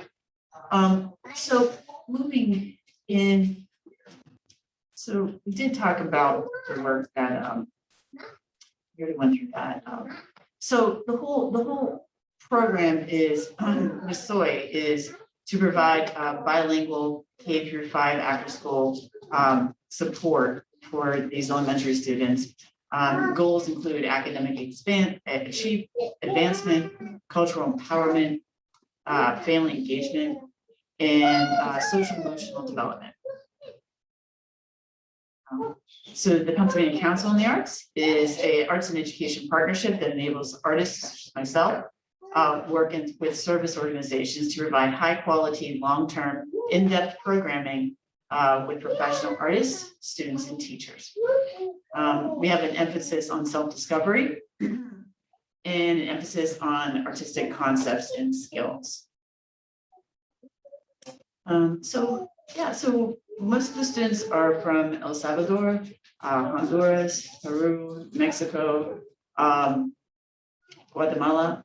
And so what my planning is to discover some of the folk art that comes from these different countries.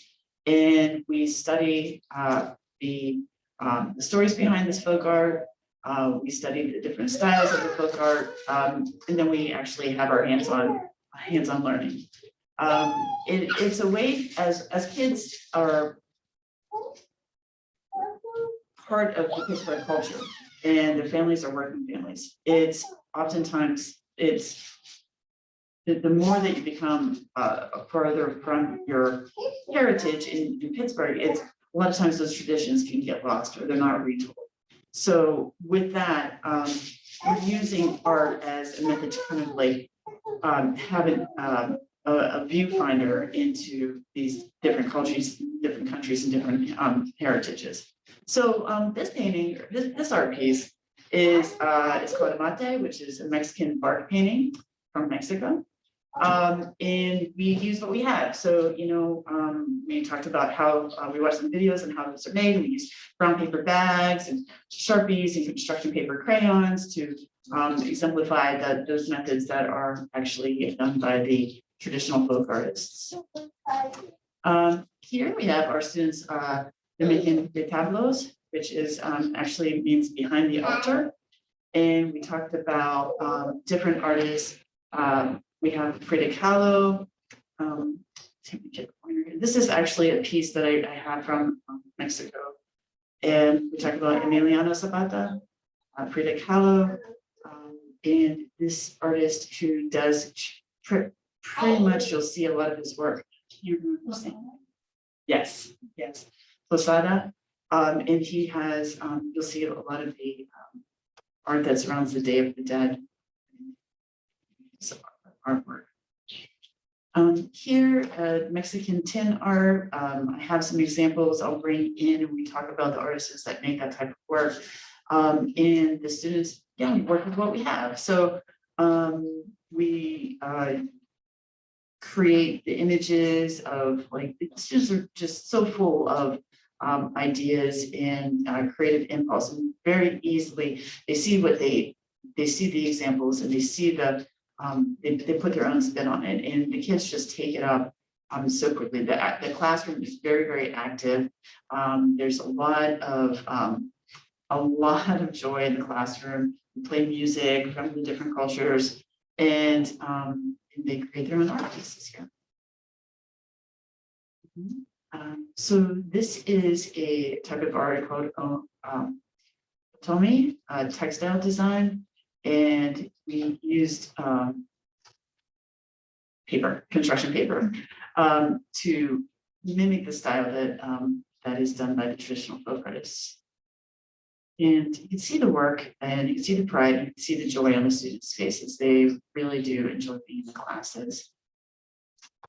Here we had a special visit from Giselle Fetterman. She is the second lady of Pennsylvania. She is an immigrant Brazilian, and she does do a lot of work with the Latino population here in Pittsburgh. And she came to our classroom, and we were just thrilled to have her as a special guest.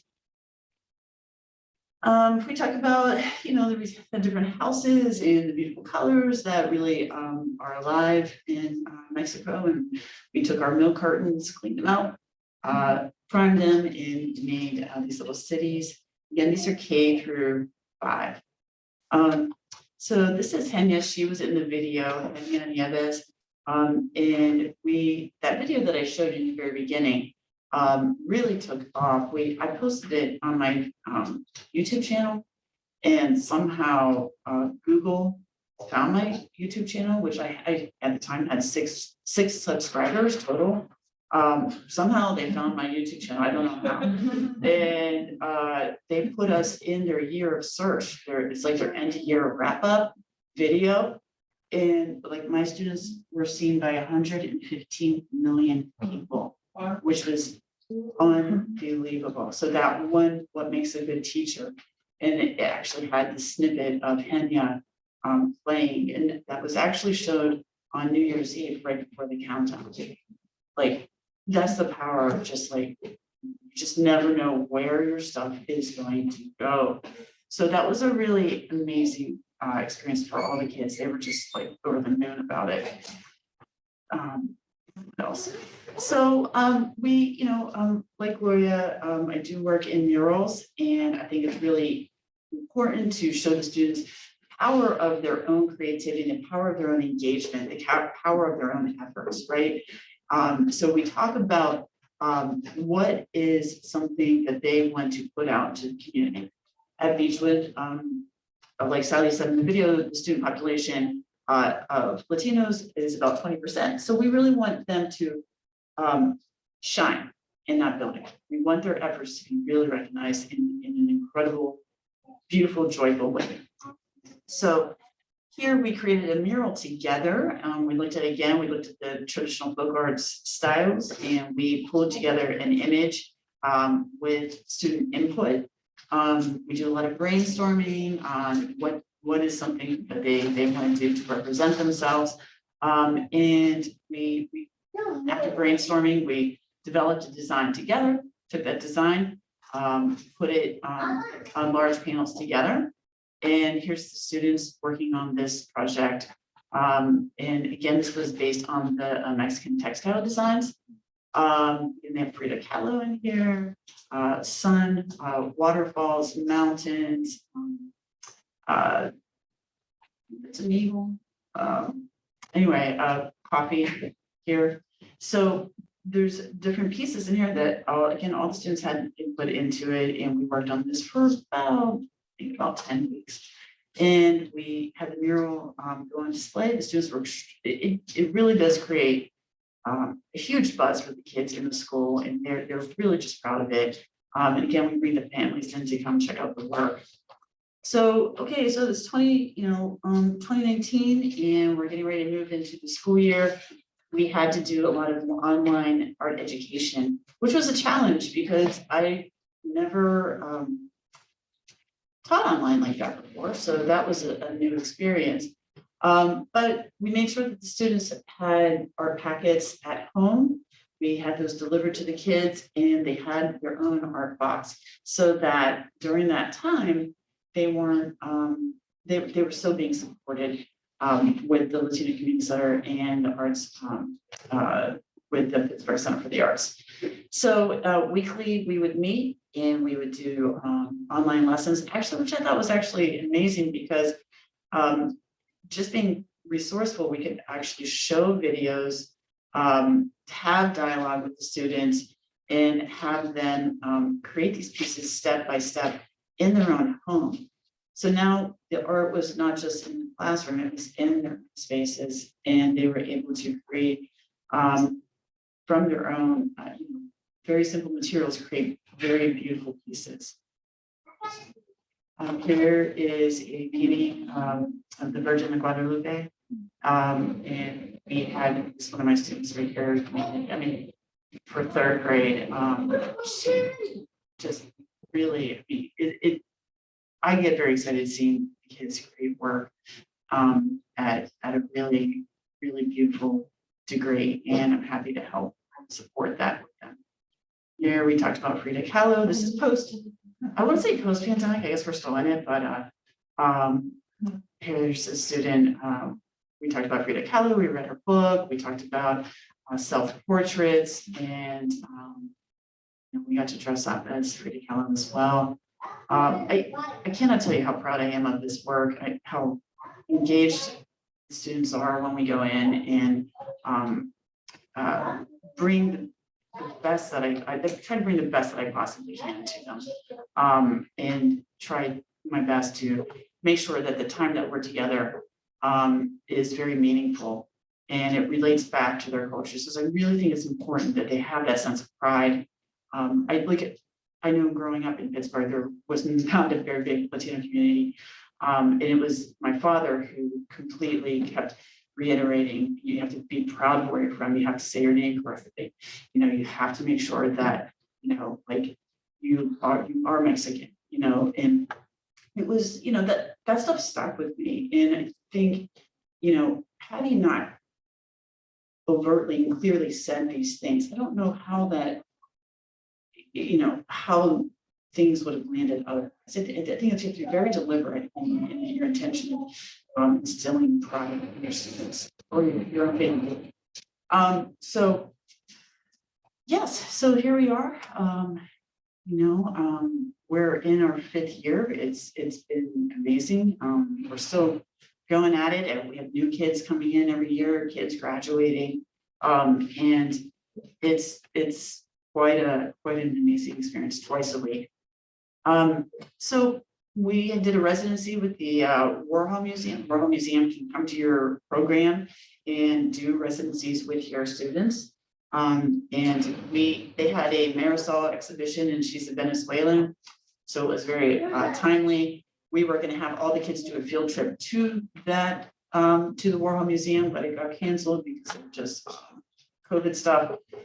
So the Warhol came to our school and they brought their screens, their silk screens. We could request who we wanted. Of course, we said Roberto Clemente, Marisol, again, as an artist, and we made these amazing silk screens with the students. And there's the team of artists, Spanish speakers, and it was just awesome. Kids just had an amazing time. And it's a reminder to cherish those days when it feels like it's uphill. I have a picture of Oprah Winfrey here because she's one of my personal heroes. And I imagine I hope she would be proud of me. But Thursday, I had a student come up to me and give me an envelope. And when you're busy and you're cleaning up and you're like, okay, thanks, buddy. And it's like I put the envelope in my pocket. And it wasn't until later I opened it up. This letter was in there. And it said, "Dear Miss Allison, you inspire me to draw more and paint in color. That's how I'm kind of good at drawing. So that got me to get a drawing book. Thanks for helping me, Stephen." And I was like, oh my God. Oh my gosh. I mean, it just like, I was just like, okay, this, it just had that feedback, that was like, okay, this is why I do what I do. And so 2 days a week, sometimes I sit in my car before I go in, I'm like, please, God, give me the strength to do this another day. And it's like, that's part of it. It is good. It is good to do this. So that's pretty much it. I'm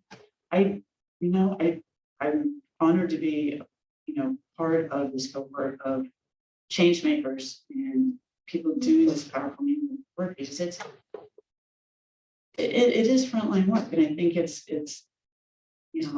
an honor and it's a blessing, and sometimes it's tough, but we're out here doing it. So thank you. Yeah, thank you.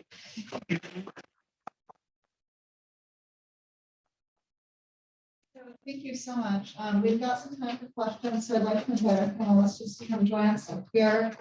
Dani and Dani are as well. Your chairs. I have some questions I can ask, but I think kind of given where we're at on time, I want to see if anyone from the audience has anything they would like to ask.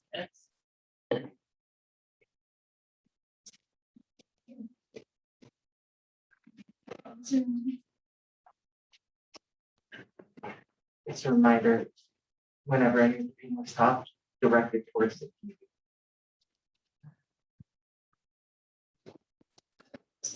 All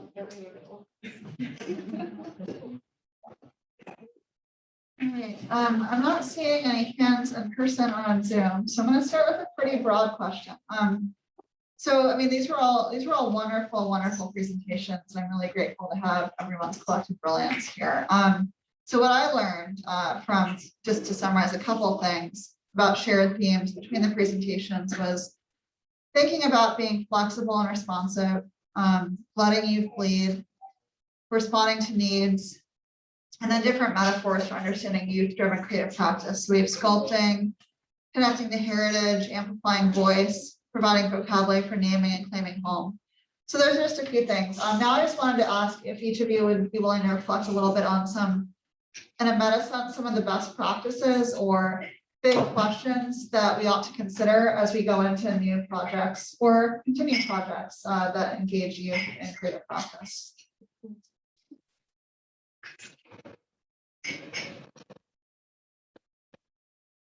Yeah, so that's a large one. So you can kind of talk about however you want. Whoever is feeling particularly chatty at this moment is welcome to jump in. I think the language of best practice is complicated. In my time in working in community accountable and community responsive spaces with you really do try your best, but I think the best that I can do is to be present. And so the most meaningful ways that I practice presence is by remaining as connected as possible. So I am directing an out of school time project, which can sometimes leave you and I'm a university faculty member. And so I'm hyper aware of like how each of those positions places me. And so that requires me to have clear and intentional and consistent relationships with both the school and the neighborhoods that the youth are connected to, which means that, you know, when I first moved to, so much of my time in Hype Media is aligned with my time in Pittsburgh. When I first moved to Pittsburgh, I was the first Black faculty member to be hired in my department, my program, excuse me. And so I navigated to Homewood to find hot wings, frankly, and beauty supplies. And so if I'm being honest, it's those moments of connection that keep me in my most accountable and meaningful practice, that is staying connected to the community, knowing what's going on, not being so separated and divorced from what's happening, so that when the youth do share something, sure, it might be the first time I've heard it from that perspective, but I should be aware. I should know how to jump in and kind of move things forward, or, you know, show up at their school, not just when it's time for my activity, that they see me in the lunchroom, that they see me coming to awards programs when possible, or just checking in, you know, just to say, how was school today, for no reason. And so that has become a really important practice for me to center intentionality and accountability.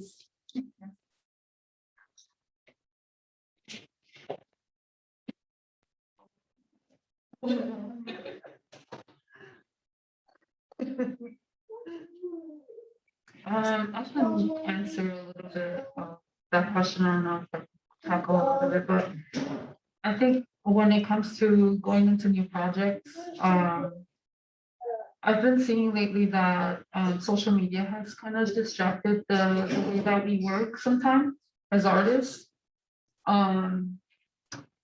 There's a particular like incident that just happened I posted last week and kind of developed over time as I was here. A very well-established artist took it upon himself to use a photograph of a young person that a young person took. And so he completely used the image to create this piece that he is gonna show and sell at a white-owned gallery in a white neighborhood in Chicago. But the culture of the actual piece is youth that are displaying gang symbols with their hands. And so this young person reached out to me in hopes that I would have answers for him to know how to navigate that situation. And so that was really difficult for me because I was wrapping up the last project that was on my presentation. I actually, at 5 in the morning, I was installing these pieces and then took the flight at 10, like 9 o'clock. So it was an intense like spurt of moments, but on that flight, I was able to kind of reflect on that. And so not giving him an answer right away, I think gave me the time to really think critically about what it means to be supportive and respectful of young people's work, right? We have established artists that think they will get away with situations like that simply because they have huge social media followings, or because they are selling work that's $4 or $5 grand a piece. And so in this haphazard apology in the stories, this artist said, oh, I created this piece and then showed it to this person, and I guess they weren't so happy about it. Lesson learned, and that was it. And so like, for me, I think when it comes to working with young people, one of the things that I enjoy is that they're brutally honest, even if they know that they're hurting your feeling, which is, I think, great. And there's a boldness to that I really appreciate, because we're living in a time where things are really sensitive all the time. And I've definitely thought about you know, using my platform to bring up this issue, but I'm also thinking strategically through that because I don't want to put the attention on this artist. I want to make sure that the young person is still being supported and is actually getting that attention, because he deserves that. So I guess just to wrap it up a little bit, my thing is don't dismiss young people just because they're not, they don't have like a crazy following or they're not selling their art for crazy amounts of money. Their creative voices matter so much. Like they're the voices that are shaping the future that you're gonna retire to. So I think about that constantly, and so in that situation, I think it's really helped me to kind of lean back because usually I'm just like, you did what to like one of my young people? Like I get really angry. I get really passionate about, you know, protecting our young people. But I had to really like, yeah, I had to really get introspective about what was really happening and make sure that I'm not jumping straight into something and I'm really thinking through some of the implications that might happen if I do use my platform to quote unquote trying to intentionally help this young person. I don't know what that's, you know, I don't know what the results will be. So I really have to think about that and but also make sure that I support him in the ways that he feels empowered and supported. Alison and Naomi, either of you want to respond to that? Can you repeat the question? Yeah, just a very broad question. When you're thinking about designing any kind of new project, what are some of the best practices or overarching values or considerations that you think about as you put it together? When I think about best practices, I really think about really to echo both with those things that you were saying, you know, centering the children, being responsive to their needs, making sure that for me personally, I come in prepared at my best to get it because sometimes it is a lot. I mean, you have kids and it's, you know, they're after school, they're tired and they, you know, maybe they just don't really have the attention span from 9 to 6 p.m. That's a lot to ask these kids. If I had endless resources, I would have a space with couches and give them some serious downtime so that they can really, you know, get playground access like as much as possible. But so I'm working with the situation that has a cafeteria, you know, and so I'm trying to bring in as much, try to center myself so that I'm bringing in things that I'm excited about. I know they can do things, and sometimes it lands and sometimes it doesn't. So it's like sometimes I take that thing that I think was going to be like over the top and amazing, and I'm like, I gotta shelf it, and we're gonna go over here right now. And you know, and sometimes, you know, and it is, you have to be a listener and you have to take in their points of view, because that's what you're serving ultimately. You know, you think about the classes as a kid. You know, the classes that, even though I took music class, it didn't always land. And when she started talking about Prince, my music teacher started talking about Prince, I was like, now I can hear you. You know, so it was like things that you have to, you know, respond to things that get them excited. You know, you have to bring things that get them excited. So I've, you know, over the years, I know what are some things that intuitively, I know things that the kids respond to, and I know the materials that they like. And right now, we're actually moving into Japanese kawaii. They're learning how to do these beautiful, fun faces, and they are so amped about it. I can't keep up. Like I hand draw these bullets for them, and I copy them, and I get them to draw, and they're just plowing through these books. And that's okay. Then that's a success, right? So like, best practices. I think, you know, I think it's just a love, excitement, things that get kids, you know, invigorated, in spite of it being long days, you know, and anchoring them back in, you know, try to pull it back to the core of our program, which is anchoring them in their roots, heritage. So, you know, it's a lot. I mean, it's a lot to juggle, it's a lot to figure out, but you know, it's worth it. And what else are we here for? You know, what else are we here? You know, it's like, I want to be able to die and know that I'm doing something that's meaningful. So that's it, really. I would say, I've learned a best practice for me working with the youth is to be myself as much as possible. They don't accept anything else. They will not go for it. That has served me very well. And has taught me a lot about myself. We can actually have real exchange, you know, because they usually come as themselves, and if they see that you're being yourself, they know they can be safe with you and we're actually able to get a lot of work done and love on each other in a real authentic way, which is the best part of all of it. I get so much out of it. So, you know, life source. So I think that's one of the main things I learned. And then also in running an organization, sometimes you do get outside of yourself. And they help me to remember it's just another arm that I'm trying to you know, operate. And yeah. Any other questions from the audience?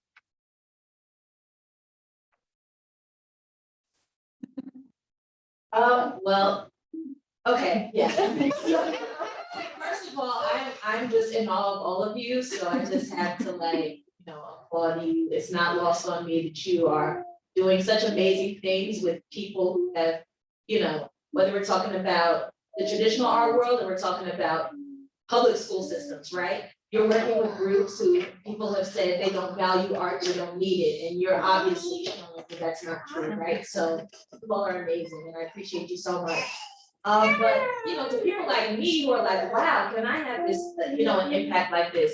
Can you talk a bit more about like the early stages of your work? You've done that like a bit in your work, but I'm thinking of like just the beginning stages of imagining what infrastructure you need and what a program should look like versus your idealistic vision that you started with. Can you talk about some of those initial planning stages and, you know, getting your work off the ground?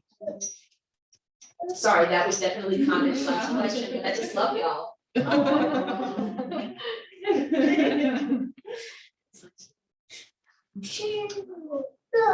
Oh, okay, I'll start. Because yeah, I've always been in arts programs run up, but I never knew that I was supposed to be an artist or cared to know. Like I thought I was gonna be a surgeon, art surgeon. I didn't know any artists growing up except for in Jamie's dad, you know, like that was the only, he was an artist in my neighborhood, and I would see him back before catching the bus, and he would always look like he was on a mission. I didn't know that that was like in my set of considerations for a career. But I've always been creative. And so once I started getting into art and I came here undecided, I picked. And my mom was like, you gotta do business. Okay. So I did business, but she let me take my art classes and I just graduated with both. But when I got into art and understood like the history and like how important it was as human beings to express ourselves in all these different ways that seem natural to us, I knew that I needed to like spread the message because where I come from, it felt like no one knew.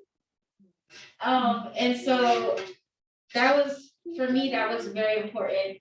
When I was here, I was in another, I like peer mentored at another group in East Liberty. And the students there, just being around them and like them looking up to me as a college student and just like having those moments with them, I was like, this is something that I need to continue to do for the rest of my life because it's just a part of my practice. It's like I get such good energy to even want to do anything else by being involved with people that I would say the people that don't have access to art live it because they don't have like this other outlet that's like, oh, this is art. They're just like living all of their ways that they naturally. So like being around those types of people is just magic to me. So I knew I wanted to do that. And then when I met my partner, he was like, I've always wanted to do this too, because like this has been something that my lifeline. So it's just something that is necessary and needed. And when I first started out, I wanted to do it in my rehab home that I had been born in Hazelwood, but there's been so many reiterations, and eventually we saw the sign in Wilkinsburg, and I had ties to Wilkinsburg, and it's also an area that I felt needed it, and that's where we started. But it's something that, like I said, there needs to be these types of programs everywhere. There's so much room for it, but yeah, short. But I you don't want to. When I think about the kind of timeline of where my presence in youth work is, as a professor, there's a lot of tension around what it means to have expectations outlined that don't speak to the work that you're doing with youth and in the community. And what I mean by that is being a tenure stream faculty member, I'm expected to publish scholarship in a particular way that some people would see this work as like distracting or deterring me from that. But in some ways, there are these larger projects that I haven't even touched on in this presentation about, my own personal research on institutional narratives that become very clear when I'm working in a high school, how the principal is constructing a narrative, the school district is constructing a narrative, the students have a narrative, the parents have a narrative, and oftentimes these narratives are not in conversation with each other, but they're all centered on this one place.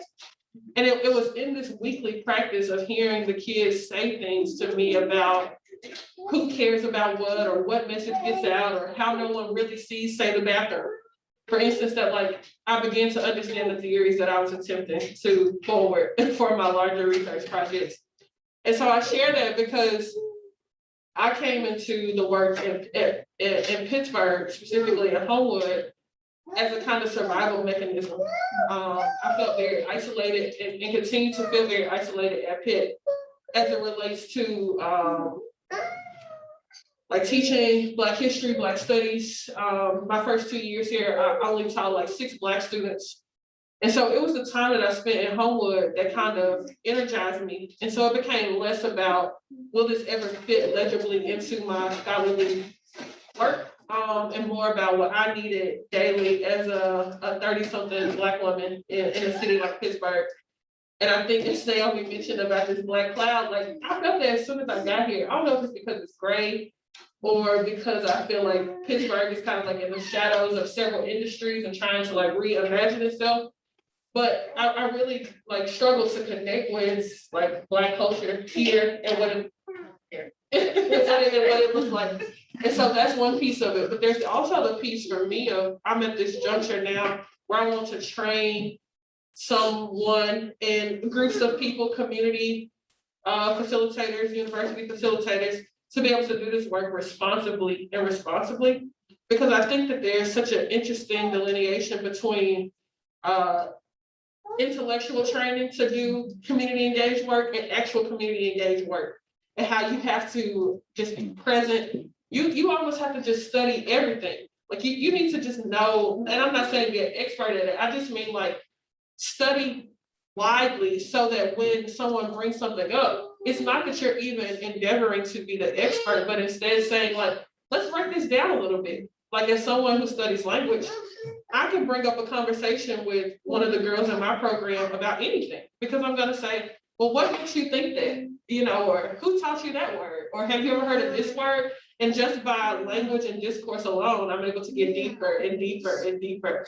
And so now my role has become less to sustain the project and more to say, how do I remove myself from the day-to-day so that I can see the bigger picture and bring other people in to do this work so that it can continue in other neighborhoods and other schools. And that's a work that I think really gets discounted.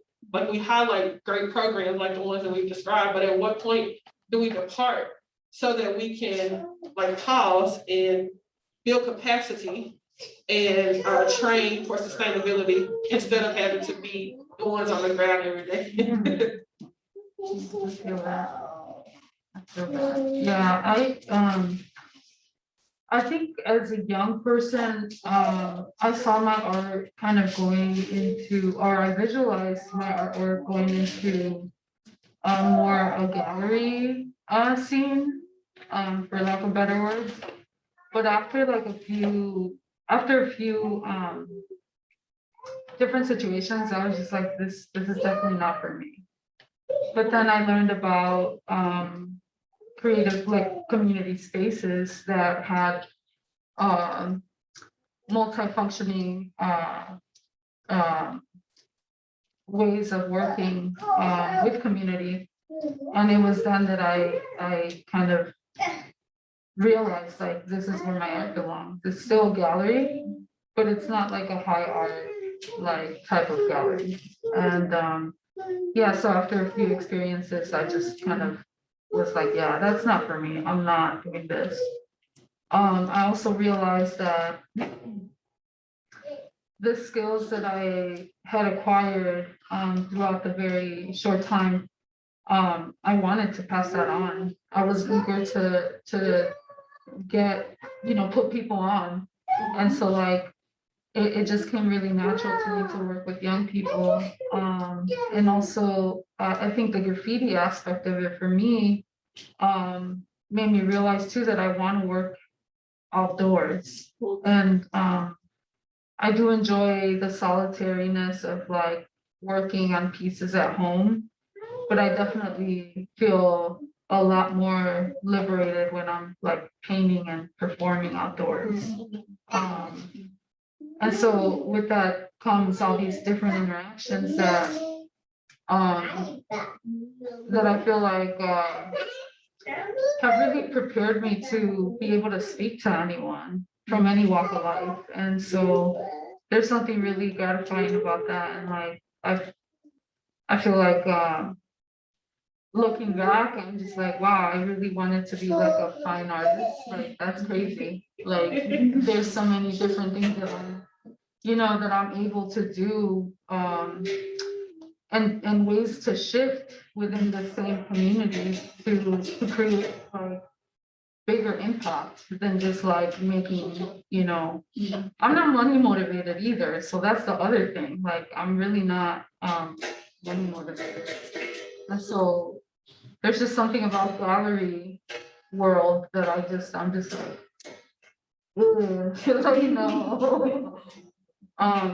but that's not to say that I didn't give it a shot and that I won't. Actually, I'm starting to be a little bit more open about showing my work more than I have been in the past 5 to 10 years. And so, yeah, I think there's also something really beautiful about having a response from people. And oftentimes people you don't know who are just walking down the street. And I really appreciate that. I think that's also like something that you won't get if you're showing at a gallery unless you're there physically. And yeah, I think right on with the capacity, like I've been wanting to step back for a long time because it's a lot of work. It is a lot of work. To speak on that a little bit more, I've worked in a bunch of different systems, and I've basically graduated college, taught art for 4 years in the school system. Started a after-school program from the ground up. That went on for 4 years, but that was within a community center.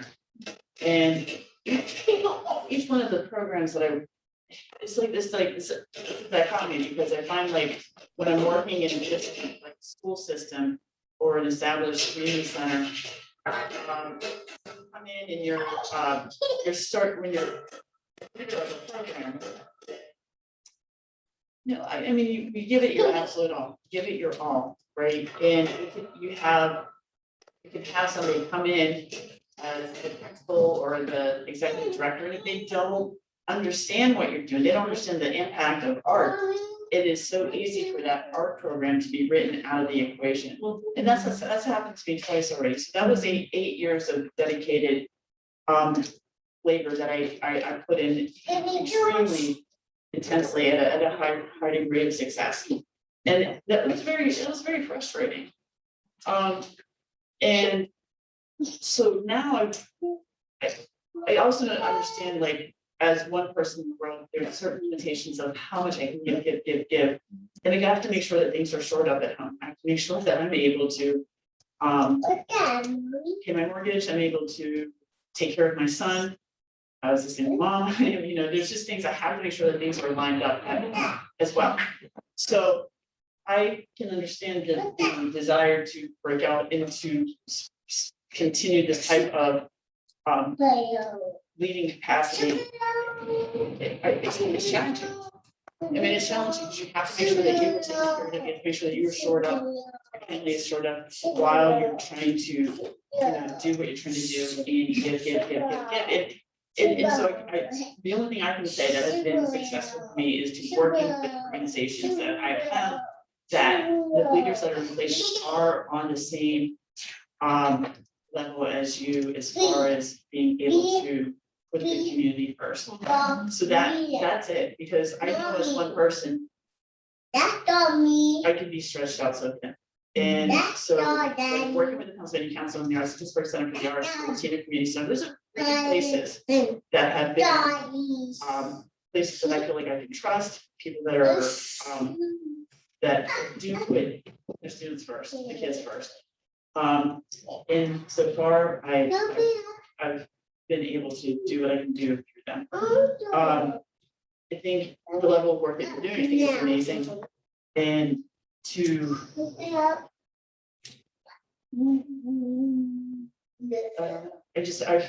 feel like that's just where I am right now. You know, I'm doing what I can right now. You know, it's like one step in from the other. Just one. And I don't know if it's one person that can do it with me. I think you have to have those connections, you have to have a staff. I mean, there has to be somebody's taking care of administration, somebody's taking care of finances, somebody that's doing the grant stuff. And I think it's just finding that right tribe. I think more than every person is building their own mountain, so to speak. But I mean, you know, like we were saying before, you know, it takes all these, I mean, all these organizations, like one, you know, like there's so many kids, there should be triple, quadruple the amount of people doing what we're doing, you know? There, you can just say, give me all those kids need paid.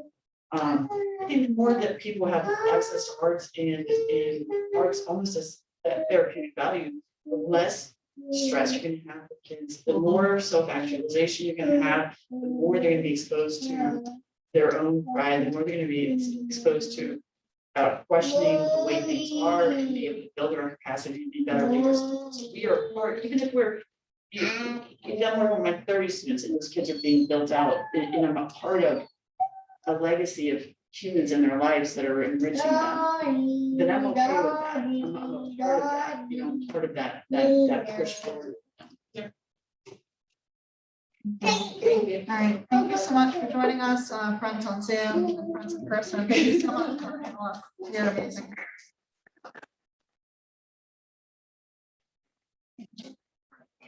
Like each other. Yeah. So everything has been recorded, so eventually it will be available on the website, so you can also share it with your friends, family, collaborators, etc. Thank you. Yeah. I